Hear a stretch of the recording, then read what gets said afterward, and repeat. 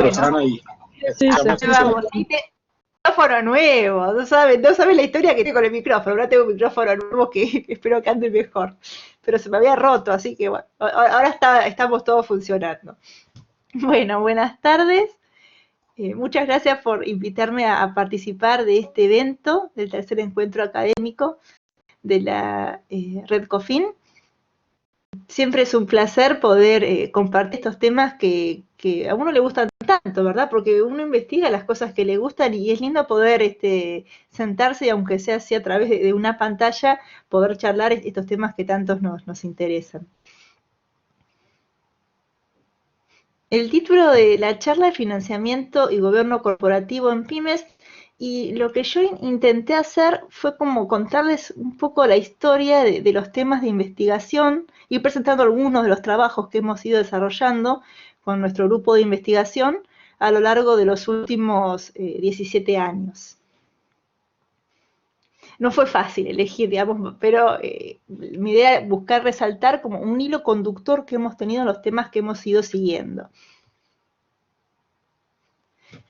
Primero quería resaltar un poco la importancia que tienen las pequeñas y medianas empresas y por qué nos preocupamos tanto por estudiarlas como un ente separado de las empresas. Y para esto, tomado el marco de los Objetivos de Desarrollo Sostenible de las Naciones Unidas, esta era una de las filminas que yo les contaba, iba animada. En primer lugar, el objetivo 8, donde la idea es fomentar la formalización, que es un gran problema, ¿sí?, para las pymes, y el crecimiento de estas pequeñas y medianas empresas, lo cual va de la mano de promover el acceso a los servicios financieros, al financiamiento. O sea, no tenemos crecimiento si no hay financiamiento. El objetivo 9, que habla de la importancia de la industrialización, de generar valor agregado, que es uno de los problemas que tienen las economías emergentes, que no generan valor agregado en su producción, donde las pymes son una parte muy importante. A nivel mundial, en general, se estima que el 99% de las empresas son micro, pequeñas o medianas, que generan un nivel entre el 60 y el 70% del empleo formalmente registrado y generan una alta participación también en la facturación. En el marco de nuestra situación actual, es importante también que todo este crecimiento se dé en el marco de la responsabilidad con respecto al medio ambiente, generando producción y consumos responsables, como indica el objetivo 12. Y por último, el objetivo 16, que me pareció importante traerlo acá a colación, a la luz de que vamos a hablar de temas de gobernanza. Y el objetivo 16 nos habla de la importancia de promover instituciones sólidas, que sean transparentes, que hagan rendición de cuentas y que se generen mecanismos para tomar decisiones en forma inclusiva y participativa. La estructura de la charla consta de 5 partes. Primero quería charlar un poco de qué hablamos cuando hablamos de pymes, de pequeñas y medianas empresas. Después hablar de decisiones de financiamiento en pymes, de gobierno corporativo, de cómo podemos estudiar el efecto o la relación entre gobierno corporativo o gobernanza y financiamiento. Y por ahí lo que da más para charlar después, que es cuáles son los desafíos actuales de las pymes. Entonces, nosotros hablamos mucho de pequeñas y medianas empresas, pero ¿qué quiere decir que hablamos de pymes? Hablar de pyme tiene en países una definición netamente cuantitativa, o sea, cada país tiene su reglamentación que establece a fines del acceso a diferentes políticas o programas que se considera una pequeña y mediana empresa. Esta reglamentación suele tener en cuenta lo que son ingresos, activos y empleados. Sin embargo, a fines de estudiar pymes y sobre todo estudiar decisiones de financiamiento o de estructura de capital, que es lo que nos interesa hoy en esta charla, es importante también tener en cuenta los aspectos cualitativos que hacen a las pymes, que básicamente son un conjunto de características muy particulares de este tipo de empresas que van a incidir en la forma en que toman decisiones de financiamiento. Les quería contar un poco cómo es la clasificación PYME acá en Argentina, sobre todo porque yo les voy a ir mostrando muchos trabajos que fueron desarrollados en nuestro país. Después me contarán si nuestras pymes son pequeñas o grandes comparadas con la definición de Colombia. Yo usé, bueno, este fue un desafío, porque nuestras definiciones obviamente están expresadas en pesos argentinos, y yo voy a expresar en dólares estadounidenses para tener una moneda común, pero nosotros tenemos un tema con el tipo de cambio. Actualmente el tipo de cambio está, el tipo de cambio oficial en 80 pesos por dólar, pero se aplican sobre este tipo de cambio varios impuestos si uno quiere comprar dólares. Pero bueno, al final yo decidí tener en cuenta el tipo de cambio oficial, ¿sí?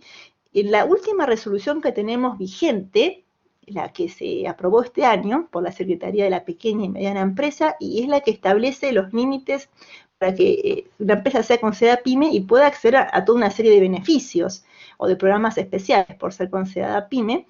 En nuestro país se tiene en cuenta la facturación anual, promediada en los últimos 3 años, en función del sector al cual pertenece la empresa, el sector de actividad, y se divide en 4 tramos. Hasta hace poco, hasta el año pasado, eran 3 tramos, pero se ha incorporado mediana tramo 1, mediana tramo 2. La distinción es que las del tramo 2, que son las más grandes, tienen más limitados los beneficios a los que pueden acceder. Como pueden ver, en términos de facturación, recordando este tipo de cambio que les contaba oficial, las que tienen facturación serían comercio e industria y minería. Una novedad que se introdujo en nuestro país recién este año es no considerar solo ventas. Históricamente, en los últimos años siempre se tomaba ventas, lo cual era un problema por otra cuestión que tenemos en nuestro país, que es la inflación. Esto hacía que a veces si no se actualizaban las definiciones de que era una pequeña empresa a través de definiciones de venta, la inflación enseguida quedaba rezagado. Lo que les contaba, una de las innovaciones que se introdujo este año fue para algunos sectores de actividad incluir límite de activos y en particular para un sector mayorista de commodities, materiales y algunos otros tipos de artículos, una clasificación por empleados que hasta ahora no teníamos. Si ustedes observan, la clasificación por empleados tiene límites bastante altos en lo que es la mediana tramo 2, incluso exceden, por ejemplo, si uno toma como referencia lo que es la Comisión Europea, que tiene 250 empleados, para lo que es mediana tramo 2, sacando lo que es el agropecuario, se excede este límite. Y después tenemos otra clasificación, nosotros, que en este caso es para las empresas que quieran acceder al mercado de capitales. Como yo voy a hablar en la última parte de la charla, este tipo de empresas, me interesaba presentarles también la clasificación. En ese caso, la autoridad de Contralor en nuestro país es la Comisión Nacional de Valores, es la que establece los límites para que una empresa entre como PYME al mercado de capitales, que también establece un límite por sector de actividad, que en este caso está aproximadamente entre lo que se llama mediano tramo 1 y mediana tramo 2.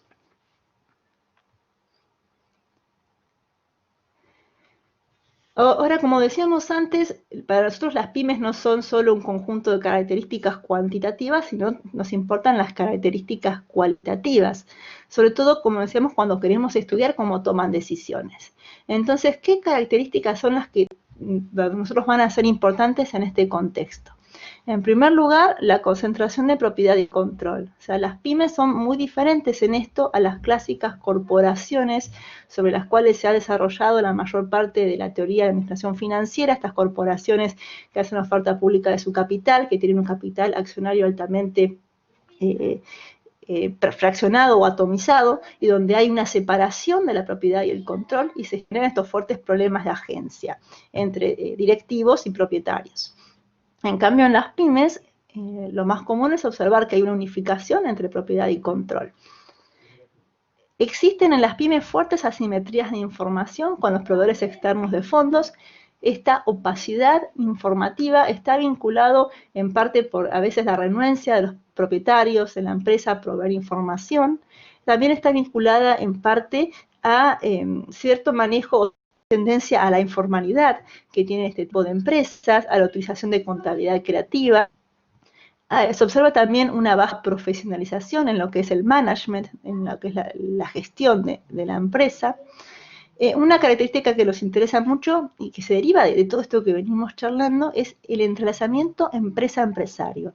Y esto se refiere no solo a un nivel económico, digamos que los límites de los activos del propietario y la empresa como que se diluyen, sino también a un nivel emocional, que se deja entonces, a veces los empresarios pyme dejan de pensar la empresa como un medio de generar valor y pasa a ser casi como si fuese un hijo más. Esto se vincula entonces con el siguiente punto, que es qué objetivo persigue el propietario con respecto a la empresa. Y de nuevo, nosotros que somos profesores de administración financiera sabemos que el objetivo que uno le enseña siempre a los alumnos es maximizar el valor de la empresa o la riqueza de los propietarios. Y a veces los propietarios pymes no piensan de esa forma y ven más a la empresa como una forma de mantener un estilo de vida o tener cierta reputación en la sociedad o darle trabajo a los miembros de la familia. Es que en las pymes tenemos un gran porcentaje de empresas familiares, ¿sí? Por ejemplo, en Argentina se estima que de un 80 a un 85% de las pymes son de naturaleza familiar. Esto implica, sobre todo cuando empiezan a incorporarse nuevas generaciones, un montón de cuestiones particulares que nos van a afectar cuando estudiamos la decisión de estructura de capital. Finalmente, este tipo de empresas tiene una menor expectativa de vida, aparte de lo que es la creación de nuevos emprendimientos, que tiene una alta tasa de fracasos, incluso los emprendimientos que logran sobrevivir, digamos, y son exitosos a lo largo de su vida, tienen su duración fuertemente atada a lo que es la vida del fundador. En las empresas, por ejemplo, que son de tipo familiares, se observa que es muy difícil la transición de la primera a la segunda generación. Nosotros hemos estimado en nuestro país que alrededor únicamente del 25% de las empresas familiares de primera generación logran llegar a una segunda generación y solo el 5% logra llegar a la tercera generación.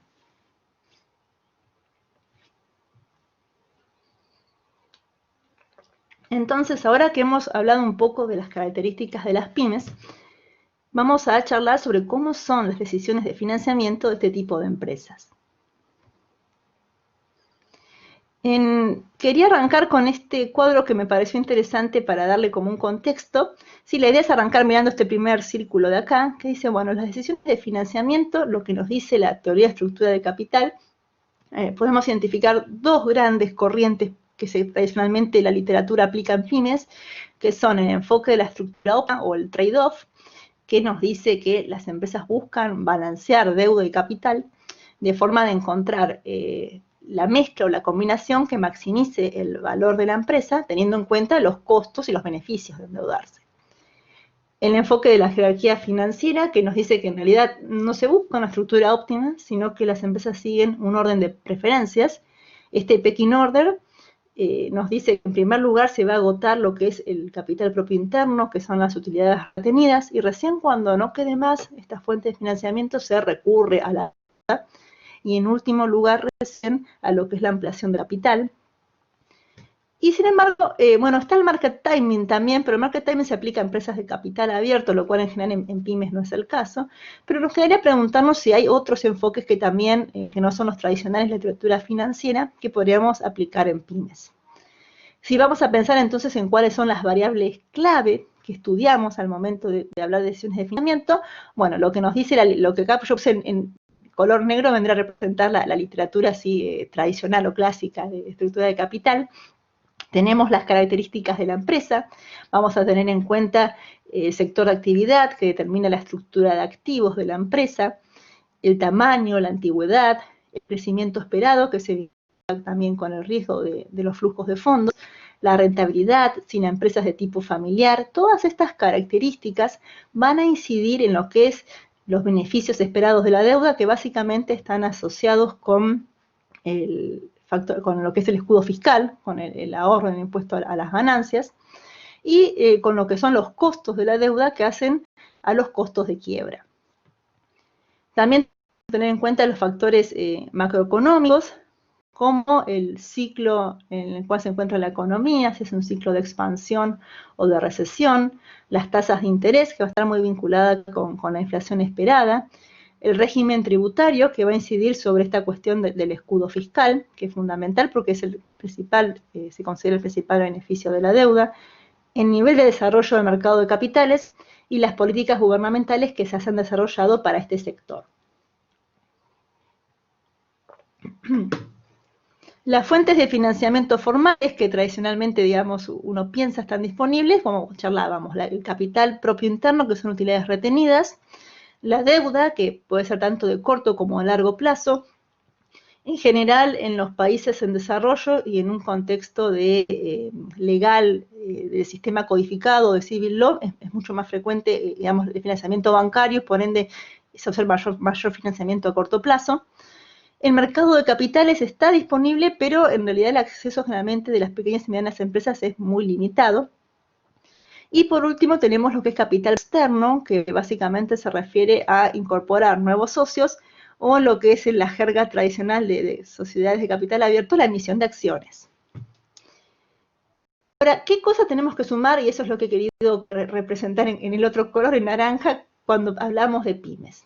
Bueno, en primer lugar que no solamente van a estar disponibles fuentes de financiamiento formales, sino también informales, como capital de riesgo y ángeles inversores, lo que se llama Love Capital o las 3F, que son Family, Friends and Fools, la familia, los amigos y los tontos, digamos, que quieran prestar plata a la empresa, la disponibilidad de acceder a fondos a través de los contactos de su capital social o a través de redes, y lo que es el crowdfunding.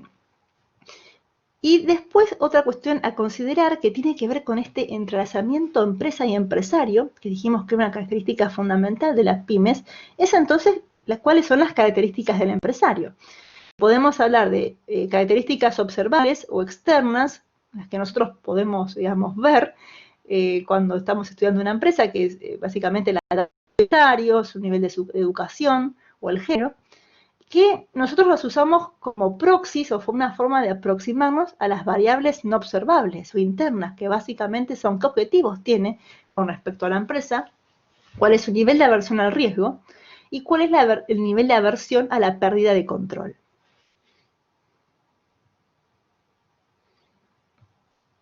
Uy, me pasé dos. Acá. Entonces, cuando hablamos de estructura de capital en pymes, tenemos que tener en cuenta tanto factores cuantitativos como cualitativos. Lo que se suele observar en la literatura sobre pymes es que estas no avanzan en el orden de financiamiento que predice la jerarquía financiera. Lo que es recurrir al capital propio externo es algo que prácticamente no se usa o muchas veces ni siquiera no es una opción. Esto puede tener distintas explicaciones, como la fuerte presencia de asimetrías de información, en especial cuando los mercados de capitales son ineficientes, y también por una cuestión de demanda que tiene que ver con esa actitud de aversión a la pérdida de control de los propietarios. Una explicación alternativa sería que esa jerarquía financiera tradicional, pensada para empresas en países desarrollados, no está teniendo en cuenta las otras fuentes de financiamiento informales que disponen las pymes. Y también tener en cuenta que no siempre los objetivos de los empresarios pyme van a ser coincidentes con esta idea de maximización de la riqueza, que es bajo, digamos, la guía que se han desarrollado las teorías de estructura de capital.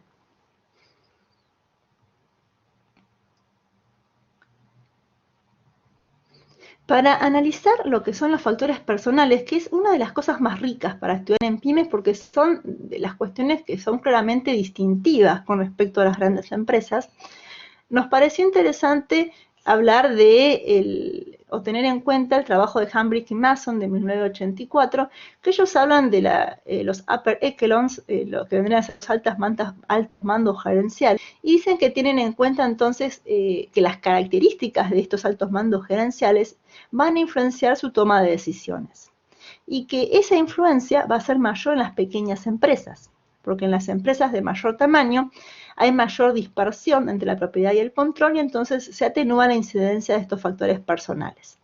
Por lo tanto, tenemos que tener en cuenta tanto los factores personales externos o observables, como los internos o no observables. Tenemos distintos trabajos que buscan darle un marco a estos factores personales en el contexto de decisiones de financiamiento. Por ejemplo, Voss y otros autores, ellos desarrollaron la hipótesis una traducción sería contentamiento. Ellos hacen un trabajo en lo que son pymes de Estados Unidos y Reino Unido, y encuentran que los empresarios de más edad y más educados, que ellos dicen que son los empresarios más sabios, están más contentos con su empresa, por ende no tienen ganas de invertir ni salir a buscar financiamiento externo. Y ellos se plantean entonces si realmente existe este bache de financiamiento, este finance gap, en las pymes, o simplemente es que hay empresas que no les interesa ir a buscar financiamiento externo. Nosotros con nuestro grupo de investigación hablábamos de lo que es el ciclo de vida del empresario, que es tener en cuenta que a lo largo que va pasando el tiempo en la vida de una persona, cambia su aversión al riesgo. Los estudios en general muestran que las personas más jóvenes son menos adversas al riesgo, y a medida que pasa el tiempo se hace más adverso al riesgo. Y también van a cambiar, a medida que evoluciona su familia, digamos, van a cambiar sus objetivos respecto a la empresa. Por ahí, una empresa que arranca con un propietario con un claro objetivo de crecimiento económico, al pasar el tiempo, involucrarse la familia en lo que es la gestión de la empresa, cambia hacia un objetivo, por ejemplo, darle trabajo a los hijos. Esto va a afectar también la percepción de los costos de quiebra.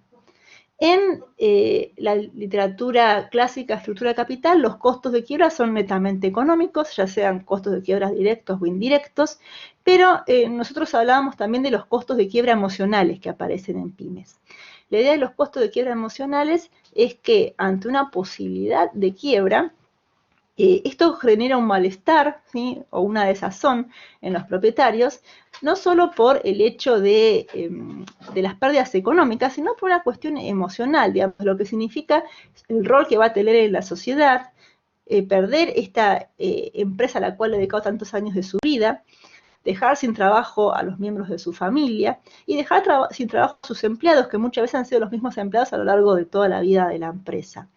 Esto está asociado básicamente con lo que es la falta de diversificación del capital económico y humano, ¿no?, de las pymes. En muchos casos hemos encontrado que hay propietarios pyme que dicen que para ellos este tipo de costos de quiebra emocionales tienen más relevancia incluso que los costos económicos.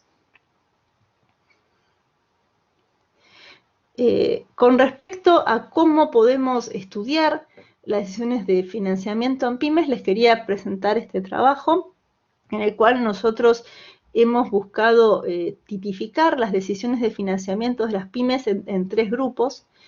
Teníamos un primer grupo, que son las empresas que se comportan según lo que predice el enfoque del trade-off. Un segundo grupo, que serían las empresas que se comportan como predice el enfoque del Pekinor, de la jerarquía financiera. La idea es no pensarlos como grupos excluyentes, sino como grupos complementarios. Y un tercer grupo que nosotros lo hemos llamado de aversión extrema a la deuda, que son aquellos empresarios que nunca bajo ningún motivo, ni siquiera aunque se pierden proyectos rentables de inversión, van a tomar deuda financiera. En este trabajo nosotros lo que buscamos estudiar es la decisión de financiamiento en vez de la estructura de capital. O sea, tradicionalmente los trabajos de estructura de capital lo que ven es la estructura de capital observada, o sea, el nivel de endeudamiento que tiene la empresa o la utilización de utilidades retenidas. Nosotros lo que hicimos en este caso, como trabajamos con una base de datos que generamos haciendo dos relevamientos, uno en el 2006 y otro en el 2010, en pequeñas y medianas empresas, y estos relevamientos se realizaban completando un cuestionario mediante entrevista personal.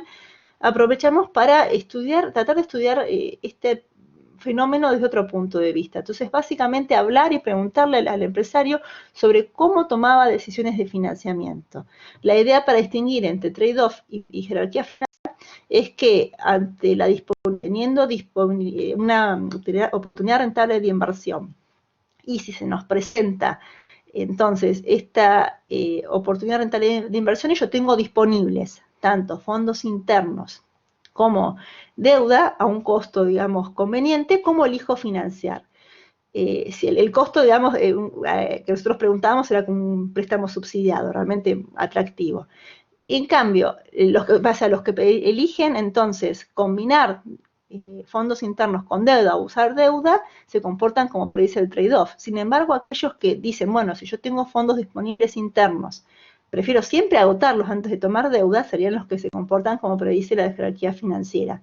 Y aquellos que bajo ninguna circunstancia tomarían deuda financiera por más conveniente que fuera su costo, y aunque se pierdan proyectos rentables de inversión, serían los del grupo extrema aversión a la deuda.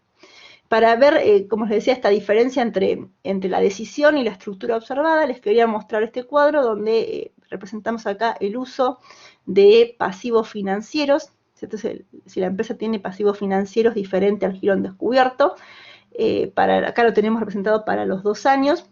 En el grupo de aversión, bueno, no usan, ni nunca usaron, ni nunca usarán deuda financiera, pero en el caso del trade-off y pecking order, pueden ver que en el 2006 el uso era mayor en el trade-off que en pecking order, en el 2010 es similar. Hay un cambio de cuestiones macroeconómicas, sobre todo en torno a la inflación esperada en nuestro país, que podrían explicar esto, pero la idea es mostrarles que claramente es diferente la estructura de asociación de financiamiento, que es lo que nosotros queríamos analizar en este trabajo. ¿Qué es lo que encontramos? Bueno, este trabajo yo no los quería atosigar con detalles metodológicos, ¿no? Por eso les voy a contar directamente la parte de resultados.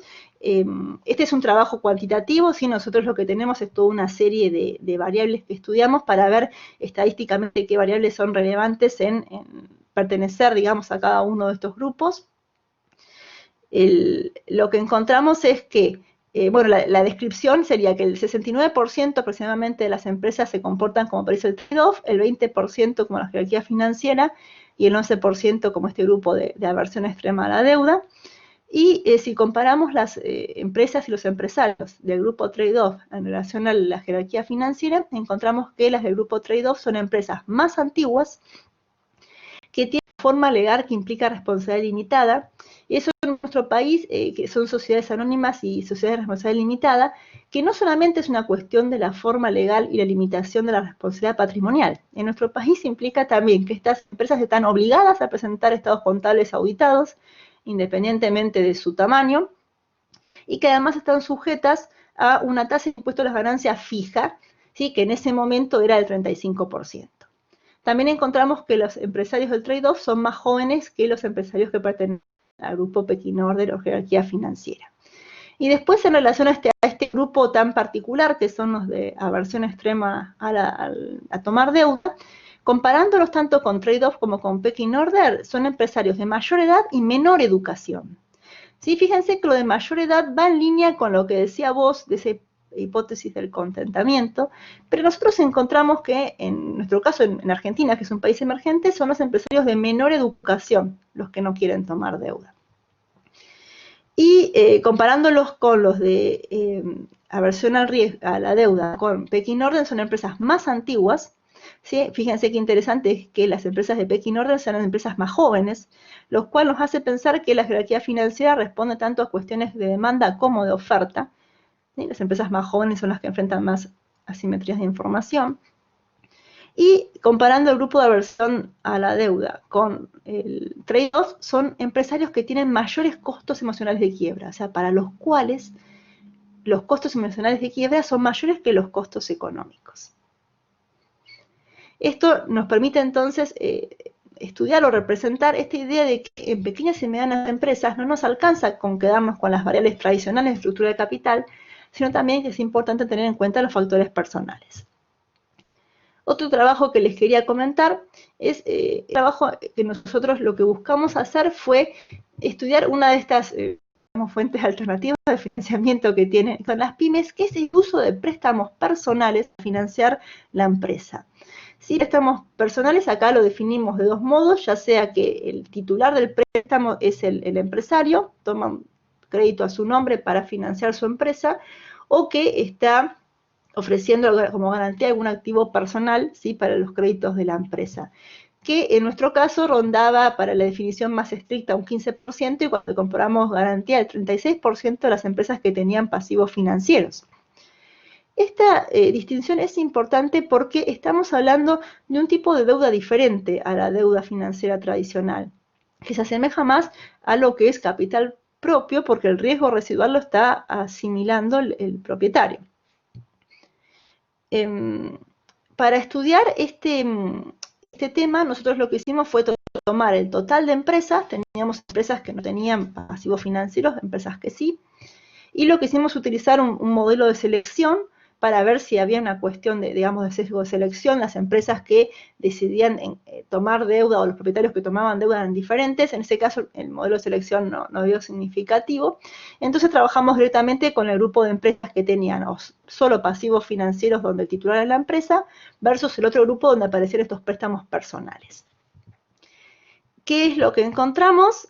Encontramos que las empresas que es menos probable que usen créditos personales son las empresas más antiguas, lo cual va de la mano de lo que dice el ciclo financiero de crecimiento, que a medida que pasa el tiempo disminuye la opacidad informativa de la empresa y por ende puede acceder a más fuentes de financiamiento.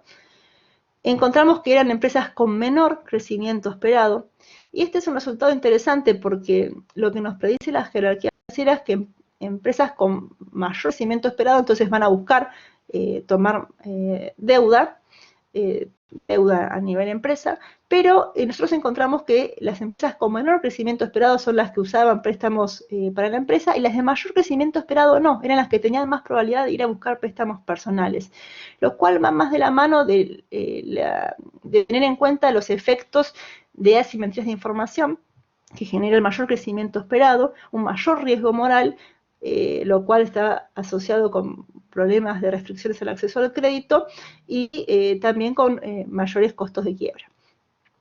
Y en cuanto a las características personales, encontramos que eran propietarios más jóvenes, que buscaban un objetivo de crecimiento económico de la empresa versus un objetivo de tipo personal y que percibían menores costos emocionales de quiebra. De nuevo vemos acá también la relevancia de los factores personales, en este caso para estudiar una de estas fuentes de financiamiento no tradicionales de las pymes, que nos está resaltando, al menos para la Argentina, un gran problema, que es que en nuestro país la mayor parte de la asistencia crediticia o asistencia de financiamiento a pymes se da a través de préstamos bancarios subsidiados. Pero lo que estamos viendo es que hay parte de las empresas que no pueden acceder a este tipo de financiamiento y tienen que recurrir a préstamos más costosos, que son los préstamos personales.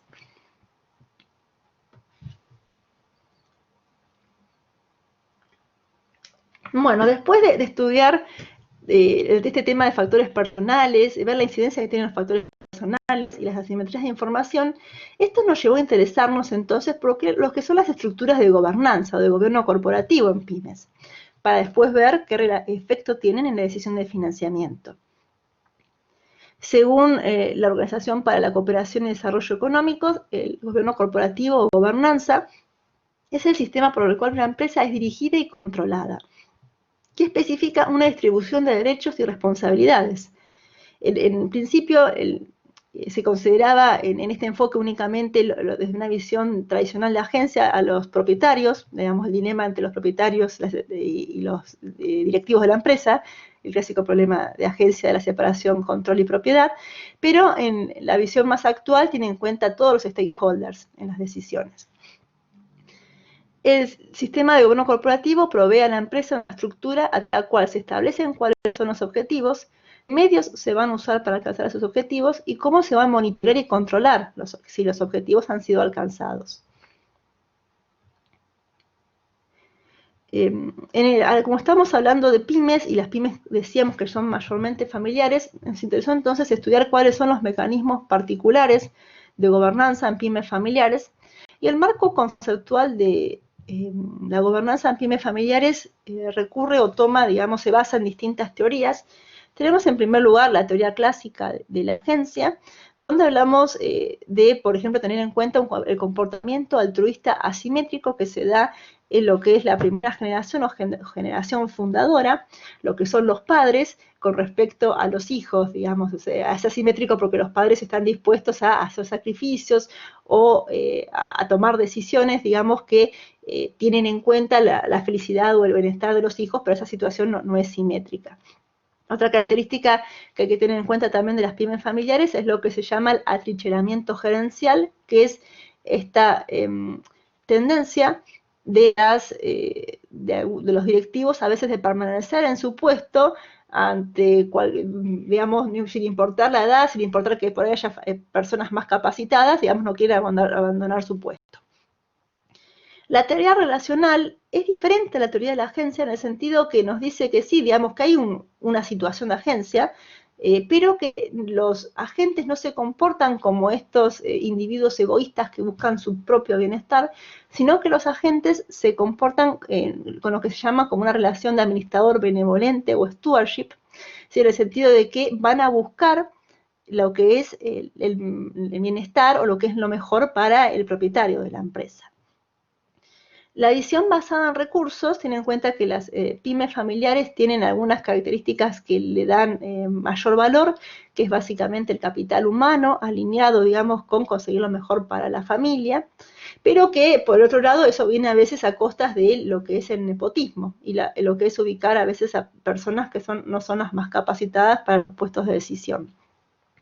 Y finalmente la teoría de los stakeholders, que nos dice que tenemos que tener en cuenta no solamente a los propietarios de la empresa familiar, sino también a los familiares que no son propietarios, a estos familiares externos, ¿sí? Porque, digamos, van a ser parte de los mecanismos de gobernanza.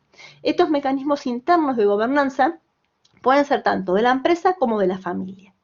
Los de la empresa básicamente es el directorio que lo llamamos en Argentina así, en otros países lo llama el Consejo de Administración, la alta gerencia y la asamblea de accionistas. Y los mecanismos de la familia, que va a estar obviamente la asamblea de accionistas, pero ahí entran solamente los familiares que son parte de la propiedad de la empresa. Por eso existe otro órgano, que es el Consejo de Familia, que ahí están todos los familiares, sean propietarios o participen en la propiedad de la empresa o en la gestión de la empresa o no. Y lo importante del Consejo de Familia es que cumple este rol de determinar, bueno, cuál va a ser el objetivo de la empresa, cuáles van a ser los planes de capacitación y de ingreso de familia empresa, qué va a pasar con las distintas generaciones, con los familiares políticos y cómo son los planes de sucesión.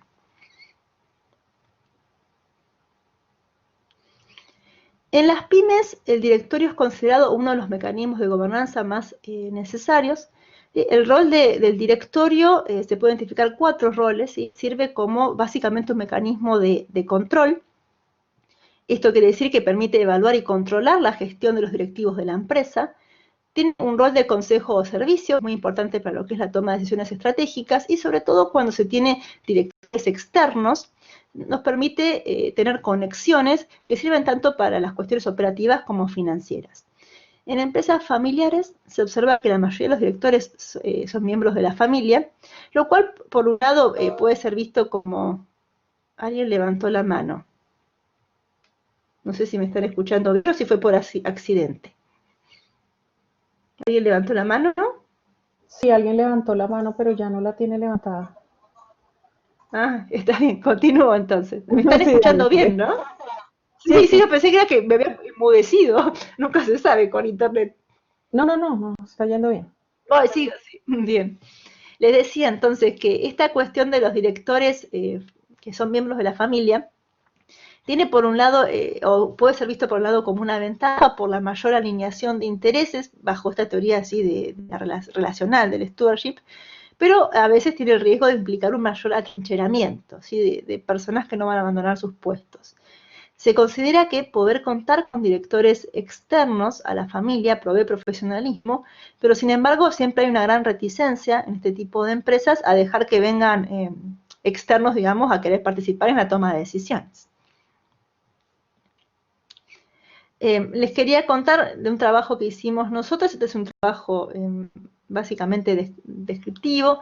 Lo que queríamos hacer era ver, bueno, cómo son los mecanismos de gobernanza en las pymes que están bajo el régimen de oferta pública en la Argentina.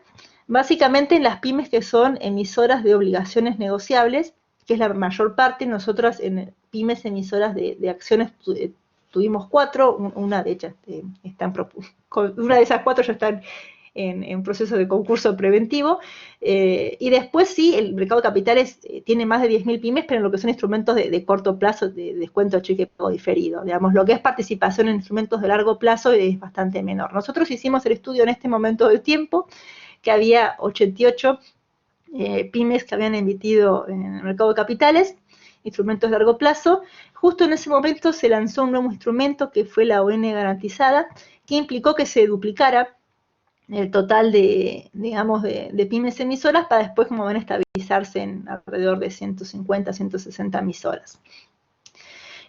Nosotros lo que analizamos entonces son las pymes emisoras, pero las pymes emisoras comparándolas en dos paneles de cotización, lo que es el panel general y lo que es el panel específico para pymes. El panel específico para pymes en nuestro país tiene la particularidad de que establece, bueno, un límite máximo de emisiones, tiene un régimen simplificado en cuanto a la información que se requiere, tiene bonificado algunos de los costos y dadas estas características de, bueno, de información simplificada, nada más pueden acceder a este tipo de títulos inversores calificados.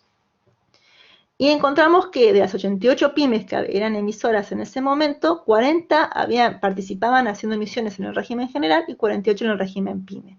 Y lo que queríamos ver era si las características de gobernanza eran diferentes en estos dos paneles, dado que apuntan a inversores diferentes.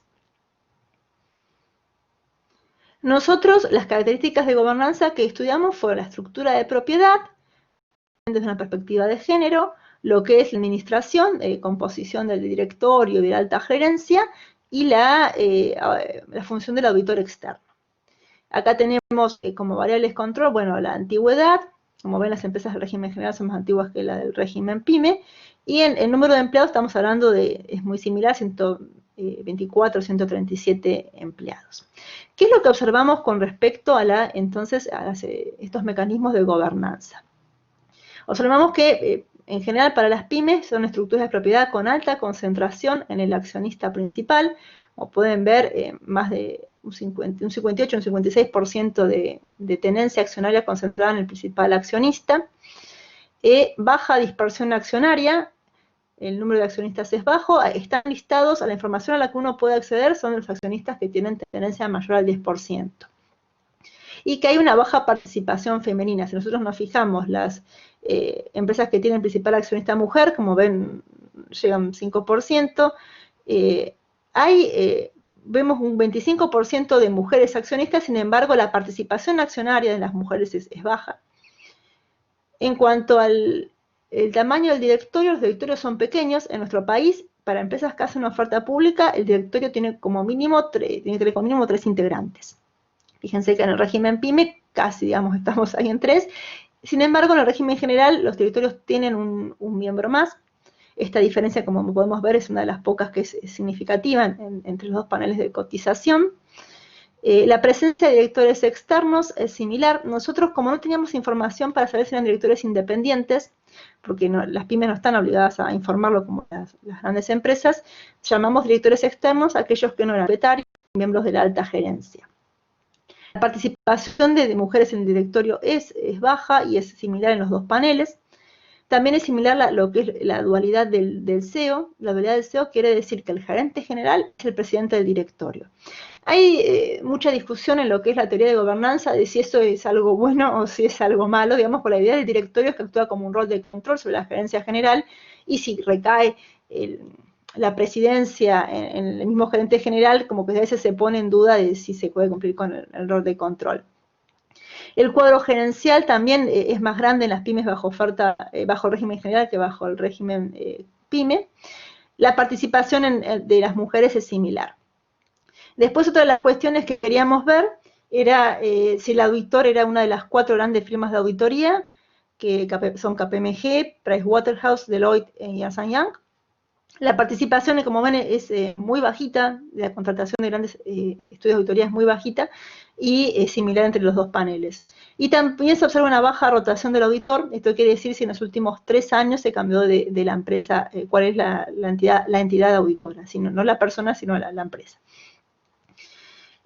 Lo que es armar este tipo de información para pymes es un trabajo, la verdad, lleva bastante tiempo, ¿sí? Porque las pymes están exceptuadas de presentar lo que es el Código de Gobierno Societario, que es digamos, el documento que se le requiere a las empresas, digamos, grandes, que ahí tenemos mucha información concentrada.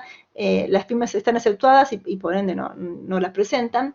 Nosotros lo que hicimos para reunir esta información fue acceder tanto a la información de estados financieros, a los hechos relevantes, como los prospectos de emisión.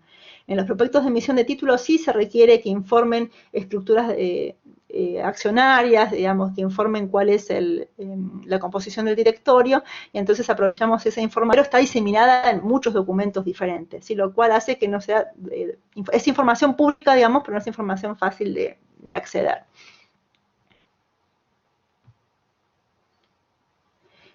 Y entonces el siguiente paso, como le contaba, para nosotros fue estudiar, bueno, estos mecanismos de gobernanza, ¿cómo inciden en la forma en que toman decisiones de financiamiento las pequeñas y medianas empresas? Para eso les quería mostrar algunos de los trabajos que hemos desarrollado. En este primer trabajo nosotros lo que queríamos ver era si había alguna relación básicamente entre los mecanismos de gobernanza, la perspectiva de género y las decisiones de financiamiento, de nuevo, en pymes bajo régimen de oferta pública, que son las que tenemos acceso a este tipo de información. La idea de los mecanismos de gobernanza es que permiten bajar los costos de agencia y por ende deberían facilitar el acceso al financiamiento. ¿Sí? Los mecanismos de gobernanza obviamente no son de implementación gratuita, implican una serie de costos para la empresa, es beneficioso implementarlos y los beneficios que yo obtengo son mayores de los costos de este tipo de mecanismos. Con respecto a la relación o la perspectiva de género, digamos, y las decisiones de financiamiento, teniendo en cuenta lo que es la participación de las mujeres en la propiedad y en la dirección de la empresa, podemos identificar tanto factores asociados a la demanda como a la oferta.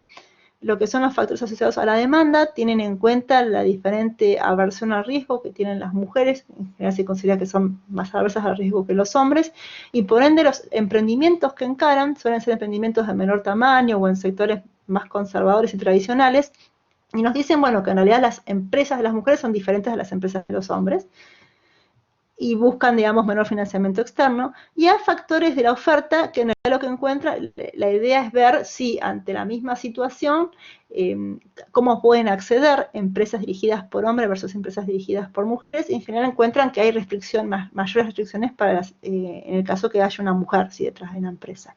O sea, en los dos casos, estamos hablando que se espera que haya un menor endeudamiento, tanto de una perspectiva de demanda como una perspectiva de oferta. Y en relación al otro mecanismo de gobernanza, que es la auditoría externa, y la relación de la perspectiva de género con el financiamiento, acá existe lo que se llama una hipótesis de selectividad. Y esto les voy a contar, fue algo que nos interesó mucho, porque esta línea de investigación la empezamos a desarrollar con Diana Albanese, que es la profesora de la cátedra de auditoría acá en mi universidad, y la verdad que nos sorprendió cuando empezamos a investigar el tema, que hay toda una línea que encuentra, como les decía, esta hipótesis de selectividad sobre cómo son las mujeres en el rol de auditor externo versus los hombres en este mismo rol. La idea es que llevan a cabo los procesos de auditoría en forma diferente, y en general lo que la literatura señala es que debería encontrar una relación positiva entre las auditoras mujeres y el financiamiento, porque en principio se consideran que son como más estrictas y más conservadoras en la emisión de informes. Las variables que estudiamos entonces es la relación de tanto la estructura de propiedad, la estructura de administración y la auditoría externa con el endeudamiento total, y sobre todo con el endeudamiento a corto plazo. Y les voy a contar por qué nos preocupamos tanto por el endeudamiento a corto plazo, no el endeudamiento total. Porque en nuestro país, en Argentina, venimos con un proceso inflacionario alto desde hace ya muchos años. De hecho, ya desde principios del año 2014, la inflación acumulada en 3 años superó el 100%, que es el límite, digamos, cuantitativo que impone la NIC 29, digamos, con respecto a lo que es una economía hiperinflacionaria. Y sin embargo, no se ha aplicado en nuestro país el ajuste contable por inflación hasta lo que fue los cierres de estados contables de diciembre de 2018. Entonces, como nosotros trabajábamos antes de ese momento con la información contable, teníamos este problema de la distorsión de la ausencia del ajuste por inflación. Por ende, para nosotros es una variable mucho más confiable para estudiar la estructura de plazo de la deuda, ¿sí?, que lo que es el nivel de endeudamiento, o lo que es, digamos, deuda a patrimonio o deuda activo. ¿Sí? Por eso es que van a ver que en estos trabajos hacemos mucho hincapié en el plazo de endeudamiento. Son vías que uno tiene que buscar como investigador a veces para salvar las restricciones de la información que tiene disponible. Lo hicimos con la población de las pymes argentinas emisoras, como les contaba, de emisoras de títulos de largo plazo, la mayoría obligaciones negociables, y para tener mayor cantidad de empresas lo hicimos en un lapso de tiempo, en este caso el 2011 al 2014. Lo que nosotros encontramos acá, bueno, en este panel tenemos la descripción de estadística descriptiva de variables cuantitativas y en este de variables categóricas, o sea que eran variables binarias, ¿no? Como vemos, son empresas que tienen un promedio de antigüedad de 17 años, alrededor de 130 empleados. En oferta pública la antigüedad es baja, fíjense que no llega a 2 años. El número de accionistas ronda 4. Podemos ver que esto es similar a la información que veíamos antes, ¿sí? Una baja participación de las mujeres, tanto en lo que es la estructura de propiedad como en la estructura decisoria. En donde más participan mujeres es en la función de auditoría externa, así que es casi el 30%. Y si vamos al ratio de endeudamiento, sobre todo como les contaba, el de corto plazo a pasivos totales, que es el más representativo para nosotros, vemos que tienen un fuerte financiamiento a corto plazo, es decir, el 81% de sus pasivos en promedio son pasivos de corto plazo.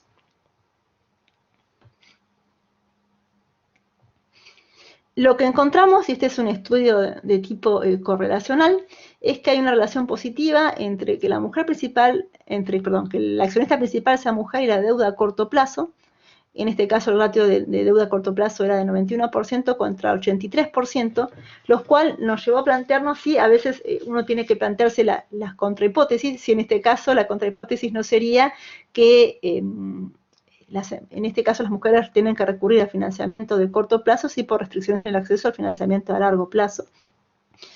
El porcentaje de mujeres accionistas se relaciona negativamente con el plazo de endeudamiento, pero no hay relaciones en cuanto a lo que es la tenencia accionaria de mujeres en el plazo y el tipo de financiamiento.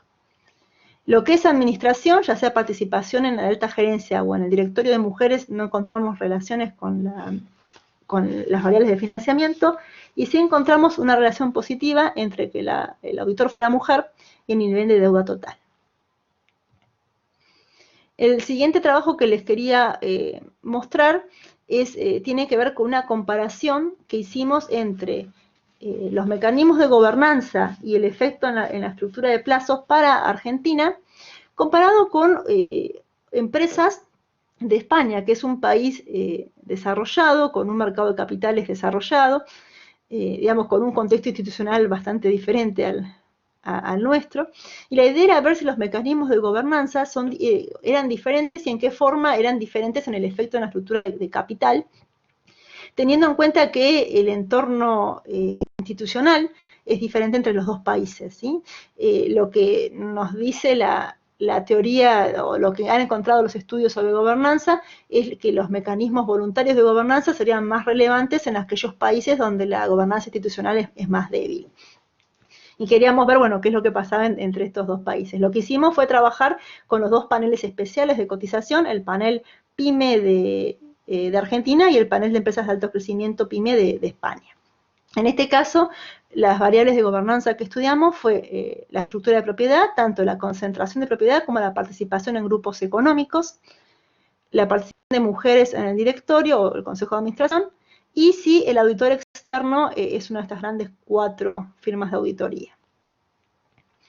Con respecto a la relación entre la concentración de la propiedad en el principal accionista y el plazo de la deuda, encontramos 2 hipótesis al respecto. Una es que existe o puede existir un rol de sustitución, porque se considera que la deuda a corto plazo ejerce un mayor rol de control sobre los costos de agencia de flujo de fondos libre.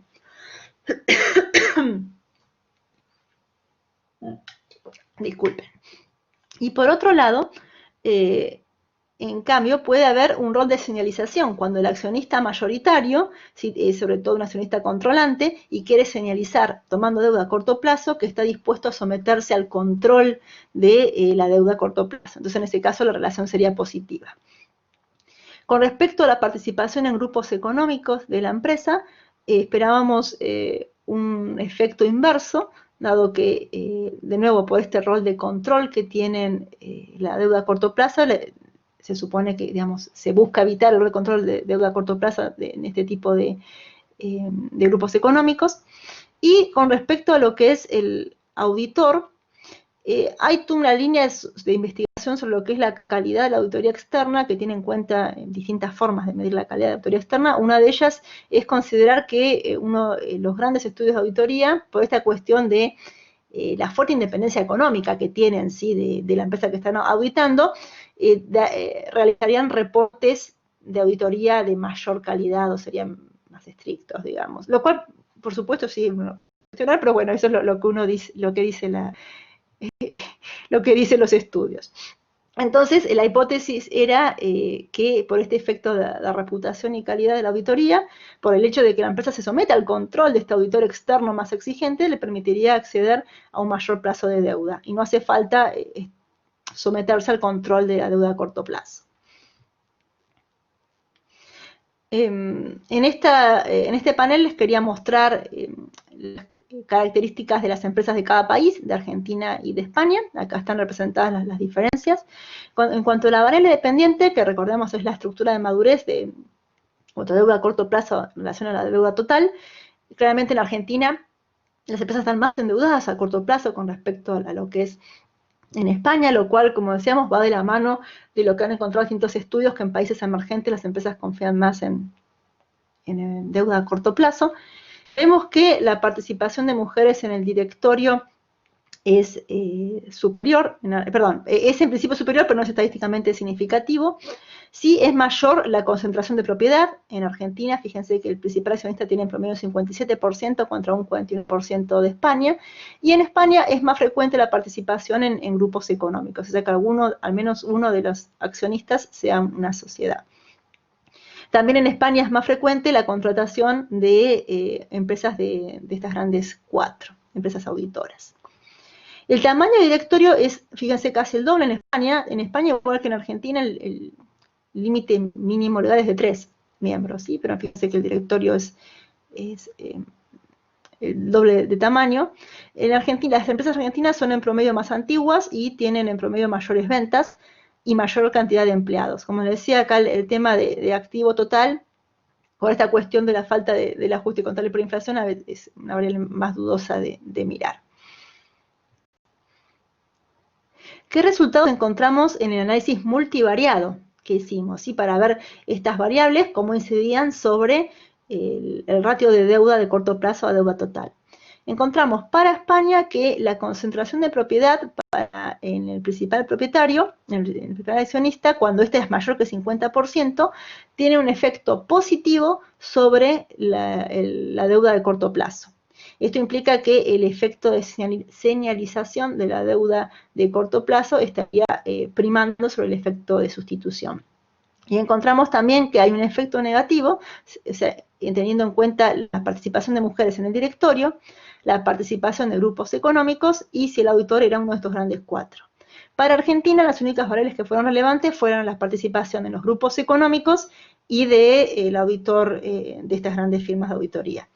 La idea de este trabajo era, bueno, básicamente estudiar estos mercados alternativos para pymes que tienen todavía poco desarrollo en la mayor parte de los países y ver también si las estructuras de gobernanza son como asimilables o exportables de un país a otro, ¿no? Porque hay principios generales de gobernanza, ¿sí?, que sí son, digamos, universales, pero está la cuestión después de cómo adaptamos estructuras de gobernanza para cada país en particular. Y siempre está la discusión de si existe o si podemos hablar de una estructura vale para todos, ¿sí?, o cada país debería desarrollar estructuras y características particulares considerando las características y los mercados de su país en particular.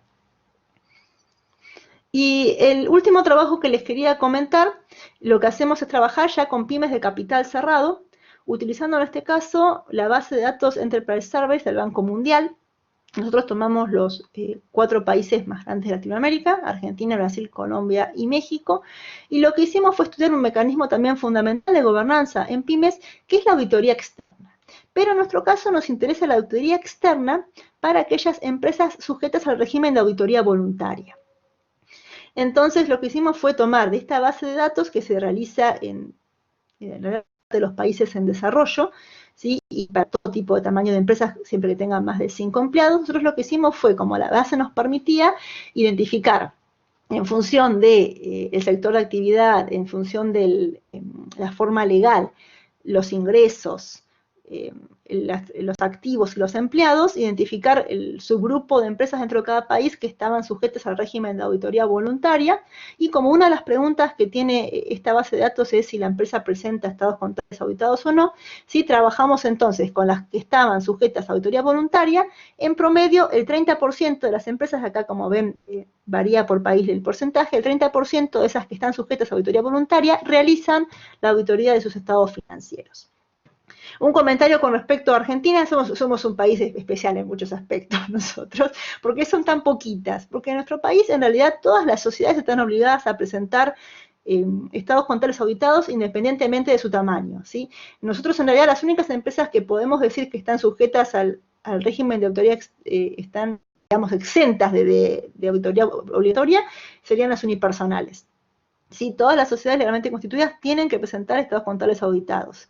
Lo cual, en nuestro interés con este trabajo, como les contaba con Diana, que es la profesora de auditoría, era generar un poco de discusión en este tema dentro de nuestro país, ¿sí? Porque en realidad en la mayor parte de los países lo que uno observa es que hay límites de tamaño, ¿sí? A partir del cual se empieza a hacer la auditoría obligatoria. Al ser obligatoria para todas, se pierde el efecto de señalización, que es lo que queríamos estudiar en este trabajo, ¿sí? Sí, tener, para una empresa que no está obligada, tener estados contables auditados es una señal, ¿sí?, de información financiera de mejor calidad y que permitiese bajar los costos de agencia, tanto costos de agencia con los proveedores externos de fondos, como también dentro de los propietarios, digamos, mayoritarios versus a los minoritarios.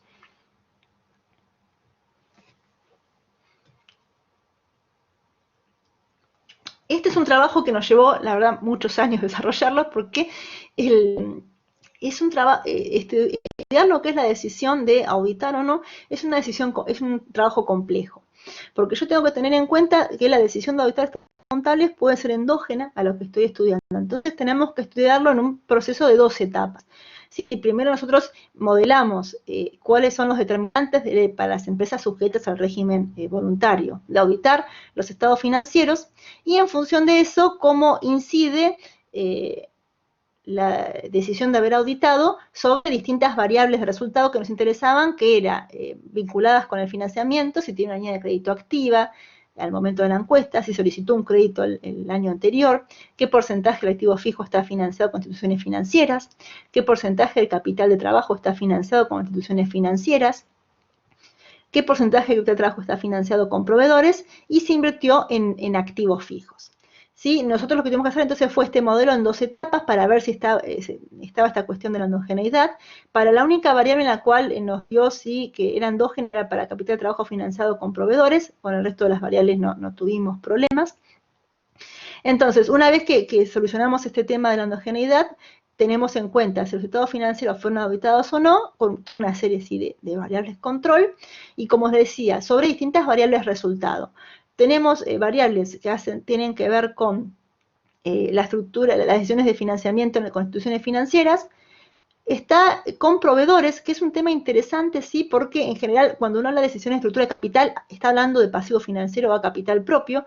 Acá, dado que la información la teníamos en la base de datos, nos interesó conocer si también los proveedores tenían en cuenta, digamos, esta señal que podría ser el estado financiero auditado. Y decidimos incorporar, y esto es más una innovación, si tenía algún efecto en la decisión de inversión, ¿sí? Porque estas son decisiones de financiamiento, que por ahí es lo más tradicional de ver. En la decisión de inversión a nosotros nos interesaba, pensando desde el punto de vista, como les contaba, de que si el auditor podría ayudar a disminuir los costos de agencia, no entre los insiders y los outsiders de la empresa, sino en lo que se llama el conflicto principal, ¿sí? Los accionistas mayoritarios versus los minoritarios. Si logran bajar esos costos de agencia para los accionistas minoritarios, por ende baja el costo de capital y se amplía la frontera de inversión. ¿Qué encontramos significativo? Encontramos que era significativo tener estados financieros auditados, recordemos, para las empresas sujetas a auditoría voluntaria, sobre lo que era tener una línea de crédito activa o haber solicitado crédito, también sobre el capital de trabajo financiado con proveedores, Lo cual fue un resultado interesante porque también encontramos que las empresas que más financian, que usted trabajo con proveedores, son las empresas más pequeñas y más jóvenes, son las empresas que enfrentan mayores asimetrías de información, y sobre lo que es la inversión en activos fijos. Y también encontramos que estas eran empresas que habían invertido en activos fijos, controlando esto, por supuesto, por el endeudamiento, en este caso controlando por el endeudamiento. Para nosotros, este trabajo, como les contaba, nuestro objetivo era plantear esta cuestión o la discusión sobre lo que son los límites que se establecen dentro de un país para el régimen de auditoría obligatoria. Cuando la auditoría ya es obligatoria, como decíamos, perdemos el poder de esta señal de los estados contables auditados. Bueno, y para terminar, y esto por ahí da para así charlarlo ahora después de que yo terminé de hablar, hablar un poco de las pymes en época de pandemia. Lo que se ha observado a nivel general es una muy fuerte caída en el nivel de actividad. Hubo sectores que directamente no pudieron trabajar, otros que vieron muy afectadas sus ventas, lo cual ocasionó fuertes problemas en la cadena de pagos. En nuestro país tenemos una fundación que es el Observatorio PYME, que hace ya 20 años hacen relevamientos a pymes industriales en distintos puntos del país. Una de las cosas que siempre les preguntan es cuál es la mayor dificultad o el mayor problema que tiene, y siempre históricamente han aparecido los problemas de financiamiento, y este año, sin embargo, los problemas de financiamiento aparecieron casi en el tercer lugar, porque la mayor dificultad para las empresas fue la fuerte caída de actividad. Para las empresas esto implicó un desafío de reinventarse en nuevas modalidades de venta, en adaptar nuevas modalidades de pago virtual, digamos que muchas no las tenían organizado, buscar nuevas fuentes alternativas de financiamiento, porque nosotros hablábamos que hay todo un menú de alternativas diferentes o informales para las pymes, pero en realidad es que los empresarios pymes muchas veces desconocen, ¿sí?, tanto alternativas formales como informales. Entonces esta necesidad de buscar financiamiento implicó necesidad de informarse, digamos, y de buscar otro tipo de fuentes. Cada país desarrolló sus programas de apoyo específicos, ¿sí?, para los sectores más afectados, lo cual implicó también la necesidad de poder responder a los trámites y a las cuestiones administrativas para poder acceder a este tipo de programas. Mi intuición o mi idea es que todo esto ha puesto como en evidencia la necesidad de aumentar la profesionalización en las pymes, que es una de las por ahí grandes barreras que tienen para el crecimiento, ¿sí? Por ahí la pregunta de investigación que se nos abre de acá a futuro es ver, bueno, para el mundo post pandemia, vamos a observar que han cambiado entonces las empresas, la forma en que toman decisiones de financiamiento, han cambiado sus estructuras de gobernanza, veremos qué es lo que pasa después y digamos qué temas vamos a seguir investigando. Así que, bueno, esto era básicamente lo que les quería contar. Muchas gracias por escucharme.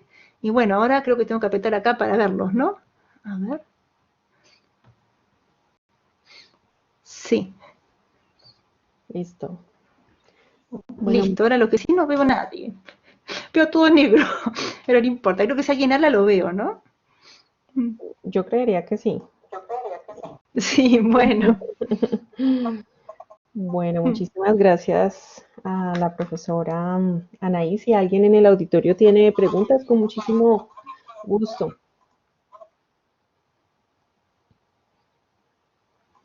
Ahí me apareció eso. Hay muchas cosas para charlar. Sí, sí, Mari. No sé qué tengo que tocar algo yo. No, simplemente No, no. ella No, ahorita no tengo baja que la hacer manito. nada. Dar permiso. No, pues muchas gracias, Anaí, por el recorrido. Bien interesante tu trayectoria y qué bueno que hayamos podido como conocer desde tu propia voz esas experiencias, porque uno puede estar leyendo la investigación.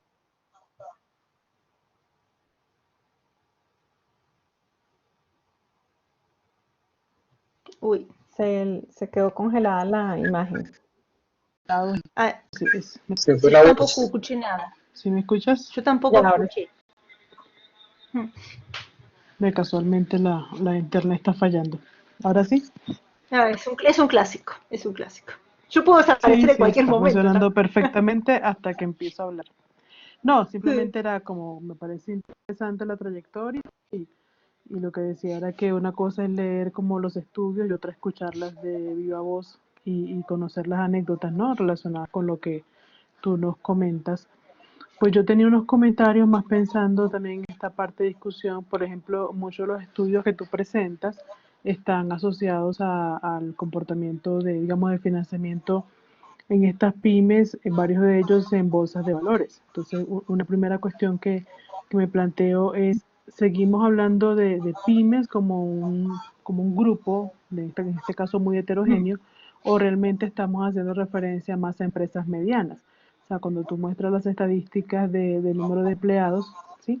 Ahí vemos un poco que tal vez el caso que vemos en muchos casos en bolsa de valores va más hacia empresas medianas. Entonces me ocurre a veces con estudiantes que dicen, voy a estudiar pymes, ¿no? Y temas como, digamos, creo que en Colombia no está tan avanzado este tipo de investigación en gobierno corporativo y en participación en mercados de valores, porque no es el caso. Pero si quieren estudiar otras variables que están asociadas a pymes, pero yo digo, bueno, es pyme o es mediana, o sea, ¿por qué no separar en algunas investigaciones, por qué no separar el tipo de empresa, ¿no? Para acercarlo más a la situación que estamos planteando? Yo tengo varios comentarios, los dejo simplemente para tal vez seguirlos conversando más adelante, pero ese es uno. Me parece muy interesante el estudio que hace sobre los enfoques, las teorías de estructura de capital, si es trade-off o pecking order o la de aversión, pero en ese que mostrabas me llama mucho la atención, tal vez conversándolo mañana, ese cambio que hay en los que afirman aplicar pecking order, ¿no? Porque tenían, si no recuerdo mal, algo así como entre 2006 y 2010, creo, cambiaban la estructura de capital de manera significativa. Entonces, tú ahí lo comentabas también, pero me pareció interesante destacarlo. Hay una cosa que sí me parece muy importante que trabajemos o que conversemos hoy o mañana sobre la deuda de corto plazo, porque es otra de las situaciones que se nos presentan cuando hacemos estas investigaciones en cuanto a que si decimos, bueno, voy a analizar la estructura de capital, pero los autores tradicionales, digamos, de grandes corporaciones, manejan el concepto de estructura de capital desde las fuentes de largo plazo. Pero es otra discusión que yo también hago con mucha frecuencia con las investigaciones que hacemos, con los estudiantes. Digo, bueno, pero la pyme, tú planteabas el uso del corto plazo en tu investigación con el contexto inflacionario de Argentina.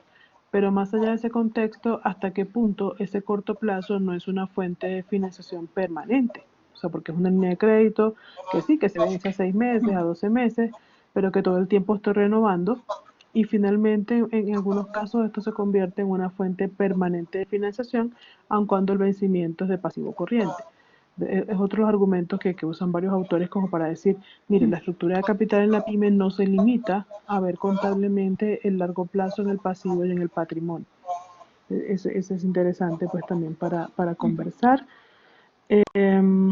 Bueno, fascinante ver que incluyes todas esas variables de género en tus investigaciones como para seguir revisándolo y conversando, porque definitivamente pues hay también diferencias que seguramente son significativas entre los países.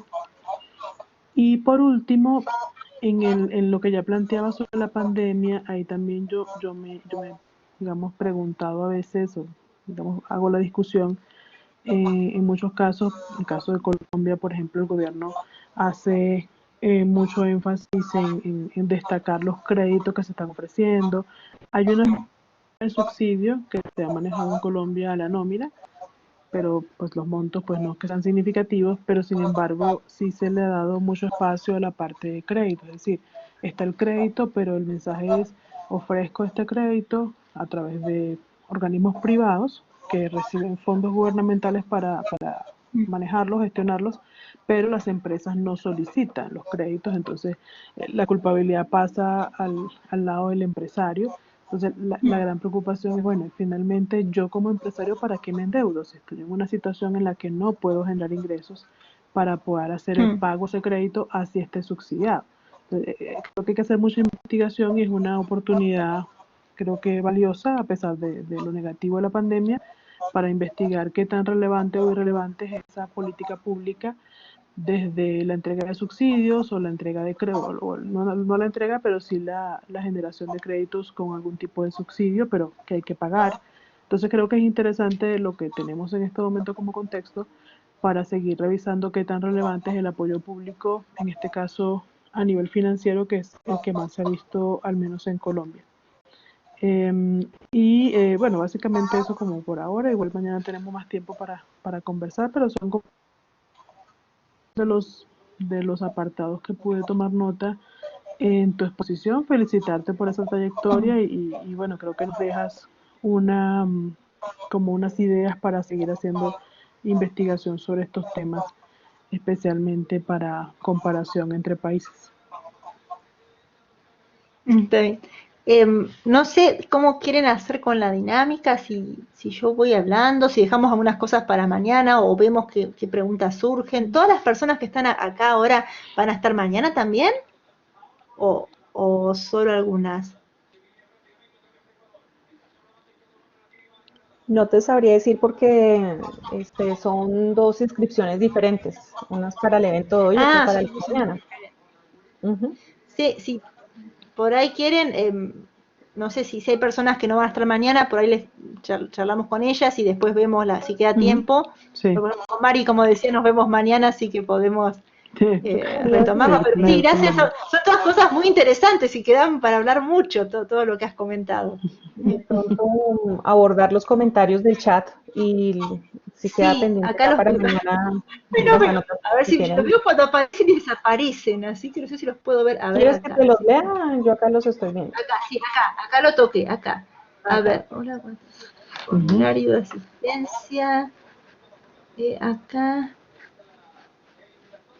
¿Qué opinión tiene la financiación alternativa como el financiamiento colaborativo orientado a pymes? Sí, hay muchos instrumentos nuevos que están surgiendo, como el financiamiento colaborativo. eh, yo creo que vamos a tener que ver, son todas cosas muy interesantes, como por ejemplo también es el capital de riesgo, los ángeles inversores. El financiamiento colaborativo, yo por ahí lo veo más específico para ciertos emprendimientos particulares. No sé si como una fuente de financiamiento así reiterativa o de largo plazo va a funcionar, pero yo creo que para algunos emprendimientos o algunos sectores en particular puede funcionar muy bien.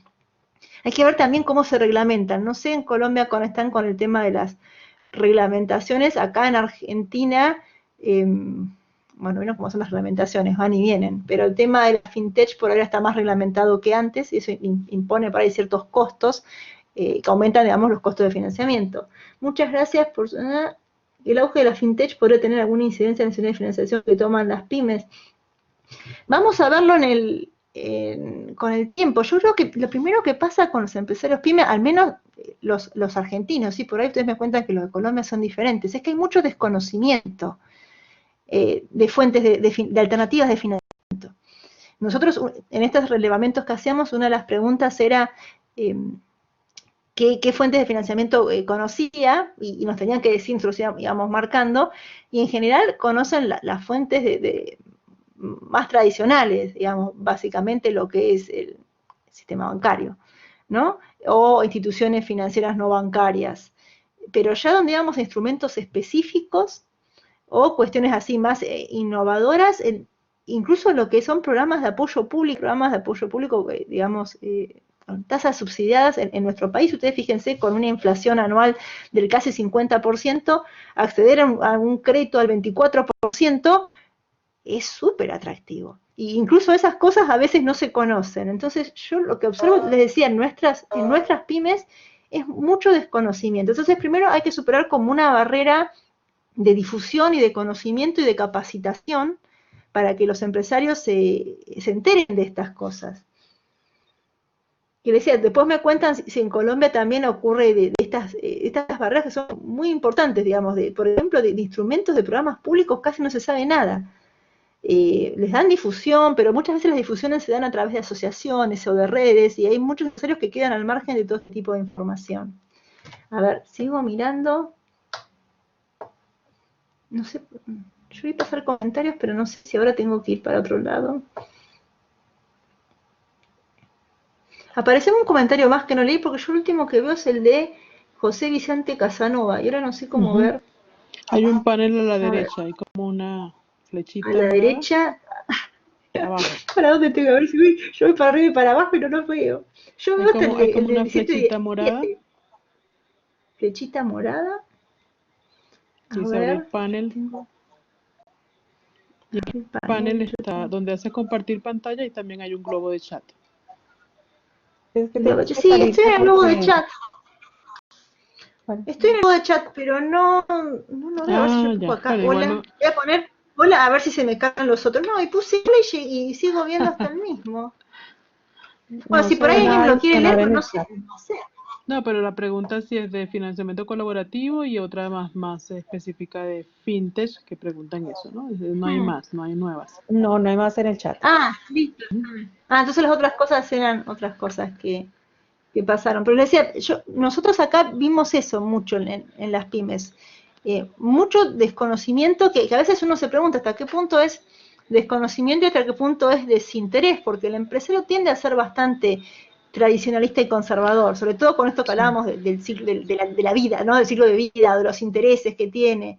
Entonces, en eso vemos nosotros una clara brecha entre lo que son por ahí los empresarios más jóvenes que tienen más dudas o más inquietudes en cuanto a las alternativas de financiamiento, y una vez que estamos hablando de empresas con propietarios maduros que ya están pensando más en cómo van a cerrar el negocio, cómo van a pasar a la siguiente generación, hay esta idea, no sé, no vamos a decir de contentamiento, pero hay como ya un desinterés a ir a buscar nuevas fuentes de financiación. Entonces, para mí, la primera cuestión es esa, saltar esa barrera de información. Y después viene la segunda barrera que yo siempre la veo como muy importante acá en nuestras pymes, que es la cuestión de la capacitación, porque por más que después, bueno, conozcan las alternativas, ¿cómo saben evaluar las ventajas, las desventajas, los costos? Ahora con el contexto de la pandemia, en nuestro país también se han dado muchos instrumentos de crédito, como les decía, tasas súper convenientes, y una tasa de 24% con inflación del 50%, estamos hablando, sí, de, digamos, bueno, una tasa real negativa bastante alta. Y en nuestro país en particular, con eso las restricciones fueron con cuestiones de acceso al mercado cambiario. Entonces, por eso se generó ese problema, y el objetivo era financiar o evitar el despido, ¿sí? De mantener el nivel de empleados.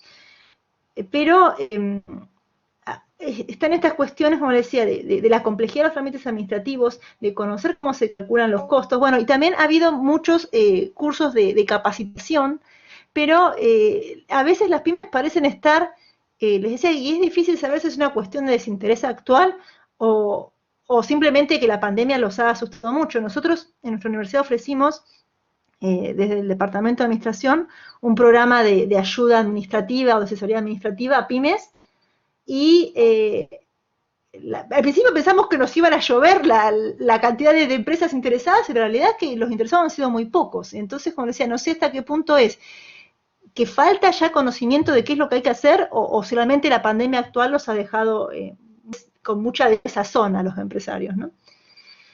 En los estudios realizados, en el nivel de formación y específicamente conocimientos en finanzas, en nivel de formación nosotros lo que preguntábamos era, cuando yo hablo de formación en estos estudios, si tiene título universitario o no. Después sí tuvimos en cuenta la variable, estaba la variable de si el propietario era profesional de ciencias económicas o no era, pero eso no nos daba significativa. O sea, si el propietario o alguno de los gerentes tenía formación en ciencias económicas. Esa variable no nos dio significativa. Así como les decía, la de formación universitaria, así en general, digamos, título universitario nos daba significativa.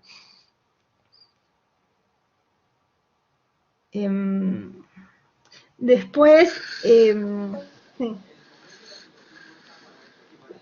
Entonces, hay un comentario, nosotros lo estamos haciendo más a nivel cualitativo, o sea, como con entrevistas, con sondeos, ¿no? De Ajá, opinión.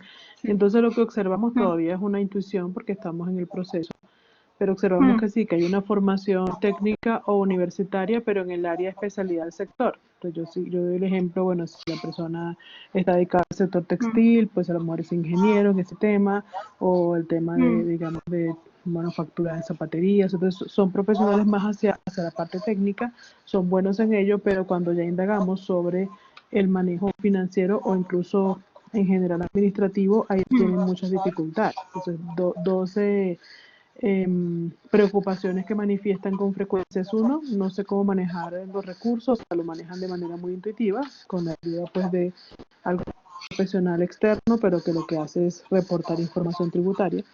Y dos, la mayor preocupación más que financiera es de mercados, o sea, cómo yo contacto a mis clientes, cómo mantengo esas relaciones con los clientes, y entonces es como una anécdota, por ejemplo, una persona que ahora que comenzó lo de la pandemia, el gobierno y los bancos como que promovieron ampliar los plazos, ¿no? Dar periodos de gracia, no de gracia, realmente periodos como de tiempo sin pago de cuotas. Y conocí un caso donde la persona quería extender un préstamo que tenía a través de tarjeta de crédito corporativa, pero era nada, eran menos de $1.000 Mm, que los podía pagar de inmediato, pero prefería extender el plazo por lo menos hasta 2 años más, ¿sí? Solamente por tener un historial crediticio, un tema también de mm. señalización, ¿sí? Entonces diciendo, bueno, yo no puedo obtener una línea de crédito un poquito más amplia porque no tengo historial crediticio, pero con este préstamo a más tiempo, así pague más intereses, que eran muy altos. Porque mi recomendación era, paga eso una vez, tú tienes efectivo, paga. O sea, no, yo prefiero tener la deuda por un tiempo más y eso me da historial crediticio para más adelante ampliar mi línea de crédito. Entonces, son historias bien interesantes, por ahora son cualitativas, pero es lo que preguntaba un poquito Gonzalo, es esa parte de formación o de conocimiento en el área administrativa y financiera, los limita mucho y toman decisiones de manera muy intuitiva. Sí, sí, es verdad, acá observamos lo mismo, o sea, la profesionalización se observa, como decías, en cuestiones técnicas, por ahí porque son las que son más obviamente necesarias para la empresa, pero lo que es cuestiones de gestión, en las cuestiones de gestión, acá las empresas saben que necesitan un contador por las cuestiones contables y tributarias, que en nuestro país son súper complejas las cuestiones tributarias y cambiantes, pero en lo que es la parte de gestión en sí, desde determinación de costos, mecanismos de pago, determinación, digamos, de proyección de flujo de fondos, de mecanismo de financiamiento, sí, se maneja todo de forma muy poco profesional. Por eso, como les contaba, nosotros lanzamos este proyecto de asistencia de gestión y nos llamó la atención eso, de que las empresas no estaban interesadas cuando claramente es una necesidad que tienen. Y entonces mi duda es, ¿no saben lo que se están perdiendo? A veces me pregunto eso, realmente no llegan a darse cuenta de lo que se están perdiendo porque a veces en un contexto favorable la empresa no se da cuenta, digamos, si puede acceder a financiamiento o si tiene los costos de financiamiento son bajos o le va muy bien en el negocio y vende muy bien, no se da cuenta de que necesita esa pata de una gestión profesional. ¿Es eso realmente? ¿O es que la situación actual de la pandemia los ha dejado totalmente, como decía, desahuciados a los empresarios? Nosotros también estamos haciendo un reglamento ahora cualitativo, pero recién lo iniciamos, digamos, para también tratar de estudiar estas cuestiones del impacto de la pandemia en los empresarios y sobre todo en los distintos tipos de empresarios, ¿no? Porque hay empresarios que han respondido adaptándose muy bien y otros que directamente han tenido, bueno, que cambiar de negocio o cerrarlo. No me acuerdo si hay algo más que les quería comentar. Bueno, si me viene les digo de la pregunta esta. La, la generación de información para este tipo de estudios no es fácil, ¿sí? Y cuando son temas tan nuevos o tan diferentes a lo que veníamos haciendo de antes, el enfoque cualitativo es muy valioso porque nos da ese primer enfoque, ¿no? De qué estamos tratando. Porque la verdad que no tenemos historia de un evento como este que ha pasado, de semejante magnitud, ¿no? Y entonces, cuando uno arranca estudiando un problema de esa complejidad y de esa novedad, yo creo que los enfoques cualitativos son fundamentales, porque después recién nos dan pie para hacer bien un estudio cuantitativo.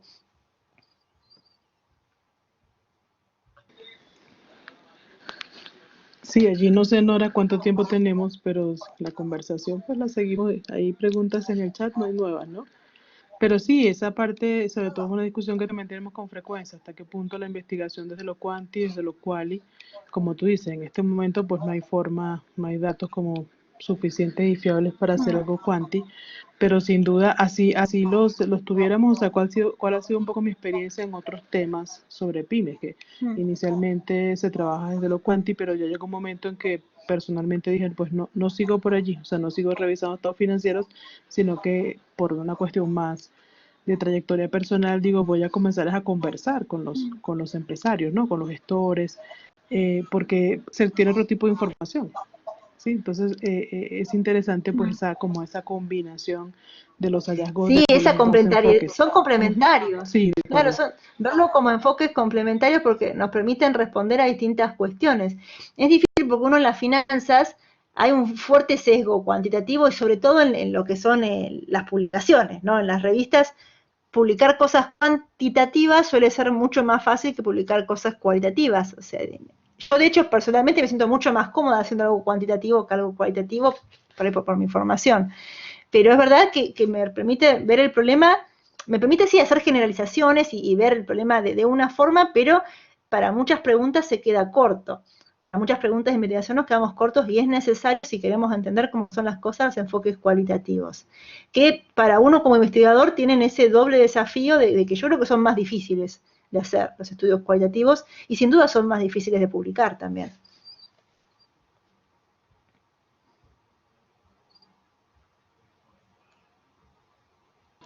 No, de mi parte, muchas gracias, no te canso más, pero mañana sí No, por tenemos otro favor. espacio, por ahí hay otras preguntas. Yo tengo una duda de mañana. Ujú. ¿Es este mismo link o me mandan otro link para mañana? Hay otro, ya te lo copio. Ah, bárbaro. Estaba revisando eso precisamente, no sé si es el mismo o no, pero te copio el que tengo. Igual lo Bárbaro, confirmo con por Camila. email, me lo Ujú. mandás por email, bárbaro. Bueno, sí, En seguro. cuanto a la capacidad de gestión, ¿qué tan concentradas están las decisiones, siendo que dijiste que hay muchas familiares? El resto, esto les restará innovación. La concentración, en general, lo que nosotros hemos observado en las pymes familiares es que incluso cuando hay dos generaciones, ¿no? Que está la generación fundadora y la siguiente, hasta que no se va, hasta que no se va de la empresa y a veces hasta que no se va, digamos, de esta esfera de la vida, digámoslo, en general le cuesta muchísimo, muchísimo dejar el control de la empresa a los fundadores. La cuestión esta de la sucesión, digamos, a veces, incluso cuando ya están decíamos, no está más la primera generación en la empresa, se jubiló y queda en general, sigue habiendo una fuerte influencia, digamos, de la generación fundadora. Es por eso que está esta estructura de gobernanza tan interesante que es el Consejo de Familia, que lo que busca es establecer lo que es como un protocolo que establezca estos mecanismos, cómo van a funcionar. Porque si no, a veces es como que este atrincheramiento gerencial ocurre a tal nivel que, como pregunta acá Hugo, le quita capacidad de innovar. Y, y Gonzalo pregunta, acorde a la cultura de las pymes en Argentina, ¿cuál es la actitud de los empresarios a participar en investigaciones? Mira, es una pregunta interesante, porque en realidad depende cómo la hagas la investigación. Si yo les mando por email, no me contesta nadie, eso seguro. Uno ve a veces no sé, hicieron tal estudio en Bélgica, mandaron y contestaron no, acá en nuestro país, por email, nadie jamás te va a contestar. Digamos, el empresario no le gusta ese tipo de cuestiones. Sí funciona, por ahí hemos hecho estudios con profesionales y los profesionales sí contestan, ¿no? Pero con los empresarios no. Nosotros para reunir datos a nivel empresa lo que hacemos es hacer entrevistas personales, lo cual implica, por supuesto, un costo muy alto de recaudación de colectar la información. Y después, lo que hemos hecho, nosotros hemos hecho relevamientos acá en el sur de la provincia de Buenos Aires y también hemos hecho con un convenio con la Universidad de Rafaela en Santa Fe, que es otra provincia, y lo que observamos es que si uno hace una investigación a partir de la Universidad Nacional Pública en nuestro país tiene muy buena imagen, y muchos de los empresarios han tenido, o ellos o sus hijos han participado, o digamos, familiares de la universidad, tienen como mucho cariño a la universidad, y en general la tasa de respuesta ronda, digamos, un 50% en ese caso, pero digo, con entrevistas personales. Uno va y toca el timbre y golpea y pregunta y varias veces y hasta que consigue concertar una cita. Pero tiene mucho que ver, como decía, con este cariño que tienen o este respeto que tienen en general los empresarios por la Universidad Pública Argentina. Después está la cuestión de si te contestan todo. Las cuestiones así más cualitativas les gusta mucho charlarlas, pero donde entramos con cuestiones de rentabilidad o cuestiones así que básicamente tengan miedo, que es trascender a la autoridad fiscal, digamos, ahí sí puede que no te contesten o que te queden dudas a veces si te están contestando totalmente la verdad. Nosotros tenemos otra línea de investigación con una becaria que es lo que es informalidad parcial, o sea, en empresas registradas, el problema de lo que es no declarar todos los ingresos, y eso lo abordamos, primero le hicimos un abordaje cuanti a través de una base del Banco Mundial, pero ahora estamos haciendo un abordaje cualitativo, ¿no? Porque es muy difícil cuando te metes en encuestas ya más puntuales, sobre todo con digamos, vinculaciones fiscales, ahí ya las respuestas no son tan fáciles de obtener. Y otra cosa que también hemos observado, si uno charla con el empresario, las cuestiones específicas de, por ejemplo, cuál es la rentabilidad o cuestiones así específicas contables, muchas veces no tienen idea.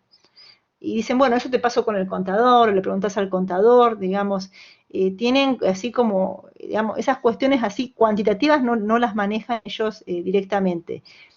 Que uno podría cuestionarse, que eso también es algo que a veces en algún momento nos hemos preguntado con nuestro grupo de investigación, hasta qué punto se pierden los empresarios de la utilidad del sistema de información contable y termina siendo únicamente un producto para terceros, para cumplir las normas, ¿no? Que realmente un sistema de información útil para la toma de decisiones.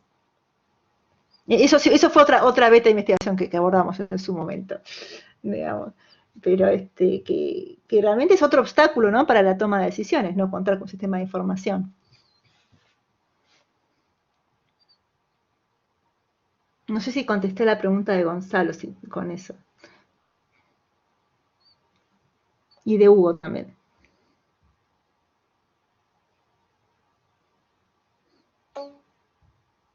Bueno, gracias. Es raro porque yo no veo a nadie, veo nada más las pantallas congeladas. Vale, es muy raro no ver a la gente. Bueno, gracias, me alegro que les haya servido. Nosotros hemos tenido, vieron cómo son los temas de investigación, uno enseguida se va como ampliando, ¿no? Va encontrando así cuestiones que son interesantes. Es difícil investigar estos temas en Latinoamérica.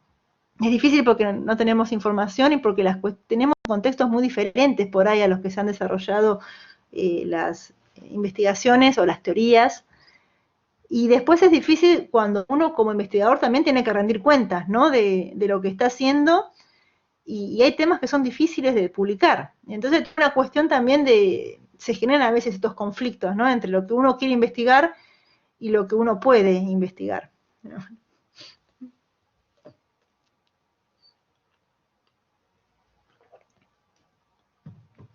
Les quería preguntar, Mari, para mañana, la dinámica de mañana.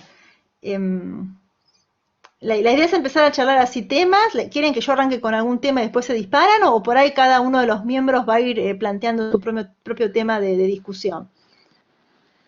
Sí, tenemos tus preguntas, entonces la idea es trabajar con ellas. O sea, realmente bárbaro. La dinámica es esa, ¿no? Como comentarios, iniciando contigo, tal vez de los aspectos más relevantes que nos puedes compartir, sobre todo como, perdón, recomendaciones futuras, aquí estoy oscura, recomendaciones futuras para la investigación como las que hemos compartido hoy, pero que mañana también se podrán complementar. Yo tengo por ahí otro listadito, pero la idea es trabajar con las preguntas que nos enviaste, comparar con el caso colombiano, ¿sí? Pero no sé, si Nora está de acuerdo, creo que podemos ir cerrando hoy y mañana sí ampliar esa parte ya más de metodología. Pero sí, más que una presentación, lo que sería más una conversada como con todas estas recomendaciones y tu experiencia y la nuestra y ver cómo se puede seguir desarrollando la línea. Sí. Yo había notado las preguntas, Mari, que me hiciste al principio. No sé si querés que charlemos eso ahora o lo dejamos para mañana. Lo de la deuda de corto plazo. No sé cómo estamos de tiempo. No sé cómo era el tiempo establecido. Tenemos 20 minutos. Según la programación, estamos hasta las 6 de la tarde. Está bien. Sí, tenemos tiempo, digamos, entonces. Una de las preguntas que decía, más que pregunta, era como lo que uno ha visto en en las Sí, investigaciones y es el tema de la estructura capital y la inclusión o no, o sea, la conveniencia de incluir o no en los estudios esas variables de pasivo de corto plazo, porque el argumento ujú, que yo he usado, no, digamos, no tengo tantos estudios cuánticos como los tuyos, pero el argumento que he usado es, mire, esto es permanente, o sea, no es que esto es un crédito que en 6 meses se acaba y se vuelve a solicitar, sino que se convierte en una línea de crédito casi que permanente, equivalente desde el punto de vista de la estrategia financiera, se convierte en una fuente de financiación permanente. Contablemente no lo es, pero en la estrategia sí puede llegar a serlo. Entonces es una de las discusiones en claro. pymes. Claro, es interesante porque para nosotros en Argentina esto sería, y voy a usar un adjetivo, pero la verdad es que sería como, es como muy loco la cuestión. Yo entiendo que en países en los cuales por ahí el sistema financiero es más estable y las tasas de interés son más estables, tiene sentido pensar en decir, bueno, yo siempre voy renovando una línea de corto plazo, ¿no? Y puedo elegir hacer eso en vez de tomar una línea de largo plazo. En nuestro país es diferente, digamos, ¿en qué sentido? Primero que uno puede, vos conseguiste la línea de corto plazo en este año, en estas circunstancias, cuando la quieras renovar, ¿sí? Por la misma inestabilidad que tiene nuestro sistema financiero, nuestra economía, puede que no la consigas, que la tasa sea, dada los cambios que tenemos en inflación esperada y las tasas de referencia del Banco Central, pueden ser sideralmente diferentes. Entonces, hay como es mucho más incierto el financiamiento de corto plazo que el de largo plazo para nosotros, en particular, comparado por ahí sí con otras economías más estables en el sistema financiero y sobre todo en las tasas de interés más estables. En un contexto sí de estabilidad, uno lo puede pensar así, igual siempre eh, puede plantearse uno la pregunta de, pero las empresas eligen, o al menos, ¿no? Suponiendo que estamos en un contexto estable, estoy pensando, lo sacando de las particularidades tan locas que tiene nuestro país, de Argentina. Las empresas se financian, se van renovando la línea de corto plazo porque por ahí lo prefieren por una cuestión de flexibilidad o porque no pueden acceder a largo plazo, digamos, porque cuando uno estudia la decisión de plazos, una de las cuestiones que se tiene en cuenta es el matching o la concordancia de plazos del activo que quiero financiar con el pasivo que quiero financiar. Entonces, si yo siempre estoy financiando activos de corto plazo, capital de trabajo, es lógico que vaya para ir renovando pasivos de corto plazo. Pero ¿cómo financio los activos fijos? Digamos, Sí, sí, con qué sí. estructura de plazo, ¿no? Esas son las cuestiones por ahí que me planteo, como decía, Ujú. tratando de salir de esta locura muy particular que es Argentina, ¿no? Porque Argentina tiene condiciones muy específicas, pero son las cuestiones que por ahí me parece ser interesante así de abordar. Sobre todo siempre esta confluencia de cuestiones de oferta y de demanda que uno tiene en las decisiones de financiamiento. No, Digamos, y qué te lo cosas comento porque decidirán.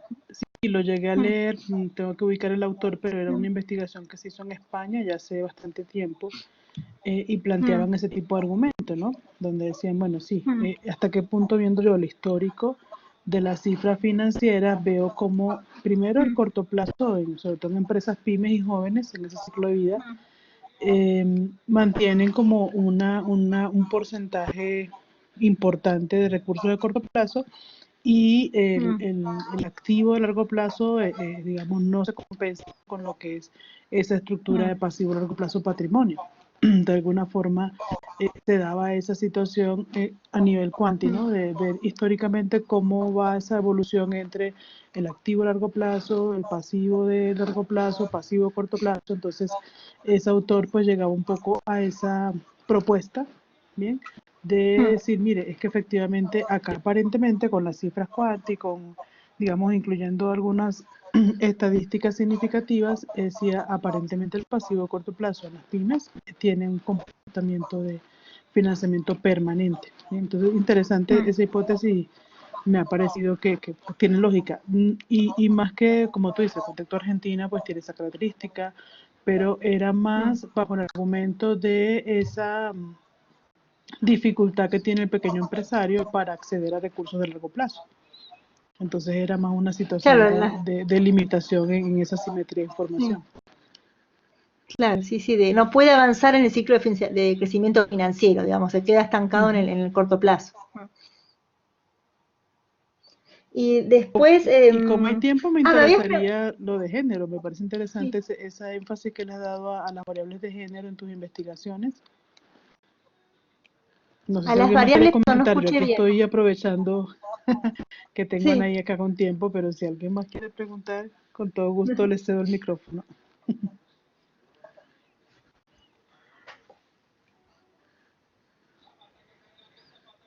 Pero de mi parte, esa parte me pareció bien interesante como investigación tras investigación, tú llevas esa variable de género que hasta ahora pues en algunos casos significativa, en otros no. ¿Cómo proyectas esa investigación hacia el futuro? Las cuestiones de género, la verdad que nos surgieron casi por casualidad, porque cuando empezamos a estudiar gobernanza, vimos que era una de las cosas más estudiadas y somos un grupo de investigación que somos mayormente mujeres, la cuestión es que nos pareció muy interesante y nos sorprendieron muchas de las cuestiones, digamos, de los marcos conceptuales. Y de ahí, digamos, fue como que les decía que en realidad primero nos interesó gobernanza y gobernanza vino casi de la mano con género. Nosotros ahora continuamos con la línea de gobernanza. Lo que estamos haciendo ahora, en particular en nuestro país, se aprobó un nuevo código de gobierno societario, muy diferente al que estaba vigente hasta el año pasado. Entró en vigencia ahora con estados cerrados el 31 de diciembre del 2019. O sea, las empresas recién ahora están empezando a presentar este código de gobierno societario. Esto igual ya son grandes empresas, no son pymes. Y incorpora ciertos aspectos de género, entonces queremos verlo en este lado. Como decía, pero este ya es un cambio porque vamos a hablar de grandes empresas, no de pymes. Y después sí estamos con otra línea de investigación que tiene que ver con la informalidad. Y en la informalidad aparece mucho el tema de género también, porque se observa, digamos, hay una correlación clara ahí, digamos, la informalidad es más fuerte en los emprendimientos de mujeres. Esa es otra línea que tenemos. Me quedé pensando en lo de corto plazo, Mari, me acordé que una de las preguntas, yo no lo conté acá, pero una de las preguntas que hacíamos en nuestros relevamientos, les preguntábamos al empresario si le gustaba cómo tenía financiada la empresa y si le gustaría cambiar. La mayoría decía que sí, que le gustaba, pero decía, bueno, en general le quedó una tercera parte que decía que no. Bueno, ¿y cómo le gustaría que esté financiada? Y la mayoría contestaba con crédito a menor costo y a más largo plazo. Cuando hablando de esta cuestión siempre, ¿no? De lo que observamos o de la estructura de capital observada y la decisión de financiamiento. Digamos, Sí. lo bueno que uno tiene cuando hace estudios así que se enfrenta cara a cara con el empresario que le puede preguntar, ¿y qué te gustaría? ¿Qué sería lo ideal? Y si yo pudiera, entonces el ideal era ese. Aprovechando, ¿no? Para los estudios cualitativos que te dejan hacer eso. Sí, sí. Sí, en lo cualitativo tiene una esa ventaja. Incluso, pues también tú tienes como esa experiencia. Uno, pues, cuando está empezando a investigar, le toca en su institución, pues, en ese contexto.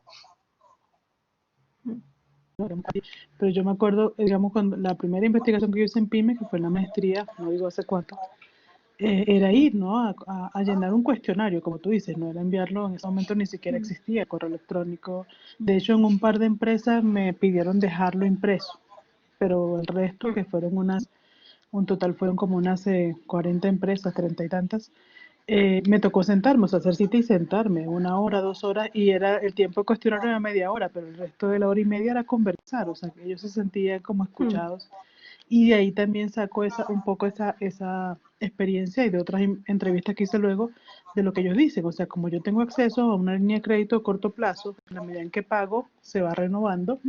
Entonces, yo, digamos, de alguna forma me puse a buscar, bueno, yo cómo sustento esto y me conseguí, tendría que retomar esa revisión, pero me conseguí una investigación en España que decía lo mismo. O sea, el problema es no tienen acceso, digamos, más fácil a largo plazo y lo que entonces era para ellos una salida de crédito, era mantener esa línea de corto plazo de manera permanente. Para ellos era primordial hacer esos pagos para poder mantener esa relación con la entidad financiera. Entonces es bien interesante y creo que por ahí, digamos, no es algo que yo ya me he inventado ni nada, sino eso ya existe en la investigación, pero es como seguir comprobándola en nuestro contexto. Igualmente, pues se puede hacer cuanti si uno mirara la evolución permanente, sobre todo esa relación de activo a largo plazo con préstamos de corto y largo plazo. Y si ahí no está, pues evidentemente hay un problema allí de que uno lo podría ver como un problema financiero que para ellos es una realidad. O sea, estoy financiando a largo plazo con corto plazo, sí, aparentemente, pero es que se convierte en permanente. Entonces es una cuestión ahí interesante. Y mañana tal vez conversar porque hay otra pregunta o otro comentario que tengo. Lo que pasa es que me toca es como retomar a mí alguna bibliografía que no tengo aquí a la Mm, mano, pero hay otros estudios. Tú decías un poco que ellos no saben cuál es su rentabilidad, pero es que hasta qué punto la rentabilidad es la que dice el reporte financiero o es la que ellos, mm, ellos se apropian por otras variables. Entonces, en ujú, pymes es muy importante, en algunas pymes es muy importante la variable de remuneración a directivos, ¿sí? Hasta qué punto la remuneración en directivos está fuera de lo regular en ese tipo de empresas.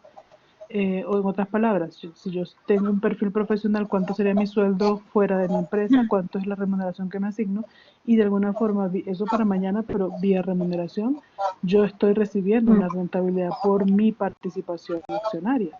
Entonces, no es solamente, claro, esto es empresas más pequeñas, en la medida en que tú tienes más mecanismos de gobernanza, eso se puede regular, mm. pero en muchos casos no hay como una rentabilidad evidente suficiente para el riesgo, Claro. sino que está por vía remuneración.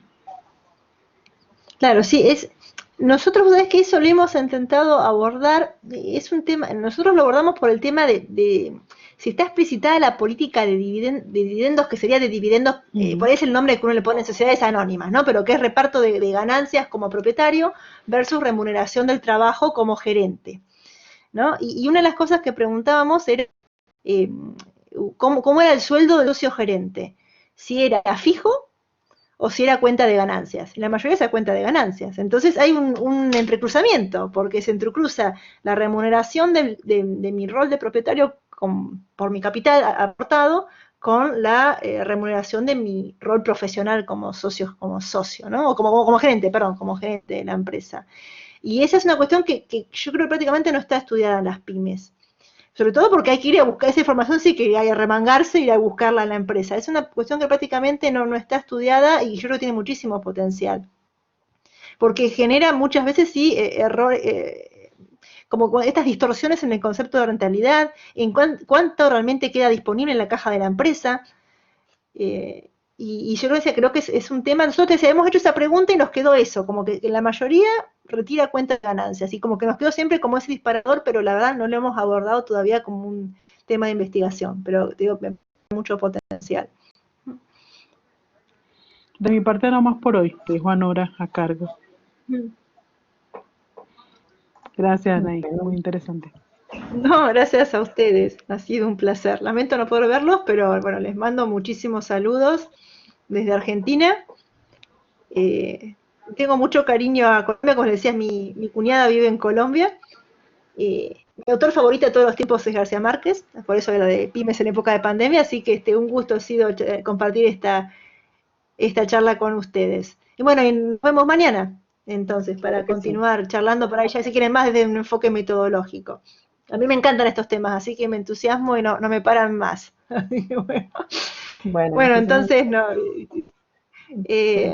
bueno, muchos cariños y nos vemos mañana entonces. Gracias por Bueno, claro escuchar. que sí. Gracias, profe Anaí. Que pases Gracias. una buena tarde. Chao, Muy hasta luego. amable. Gracias. Feliz que Bueno, descanses. muchísimas gracias a todos los Gracias. participantes por haber estado con nosotros esta tarde. No sé si de pronto, Gonzalo, quisieras dar algunas palabras de cierre esta tarde o ya damos por terminada la sesión. No, Nora, simplemente agradecer a la profesora Anaí Brioso por compartir con nosotros sus experiencias, agradecer en nombre de las 12 universidades que hacen parte de la red Redcofin, la Universidad Nacional, la Universidad de Antioquia, la Universidad Libre, la Universidad Central, la Republicana, la Universidad de Santo Tomás, la Universidad Pedagógica y Tecnológica de Colombia, los Libertadores, la Universidad Militar, la Javeriana, la Uniminuto y el Externado, a todos los participantes por la acogida que ha tenido este evento. Eso nos motiva a seguir adelante en nuestra iniciativa de poder trabajar por una mejor formación para los contadores públicos y con explorar estos temas que hacen parte de la transversalidad de las finanzas. Únicamente eso, gracias. Bueno, muchísimas gracias, Gonzalo. Entonces, los esperamos mañana. Si quieren, compartimos el link para las personas que quieran acompañarnos en el conversatorio. Comienza a las 9 de la mañana. Entonces acá la profe Mary había ya compartido el link para las personas que quieran estar con nosotros. Y pues no, desearles una excelente noche y agradecerles a todos por su participación y por su asistencia. Y pues a nombre de Recofin, muchas gracias nuevamente y los esperamos mañana. Que pasen una buena noche. Muy amables por todo. Hasta luego. Gracias. Buenas noches. Hasta Que luego. estén bien.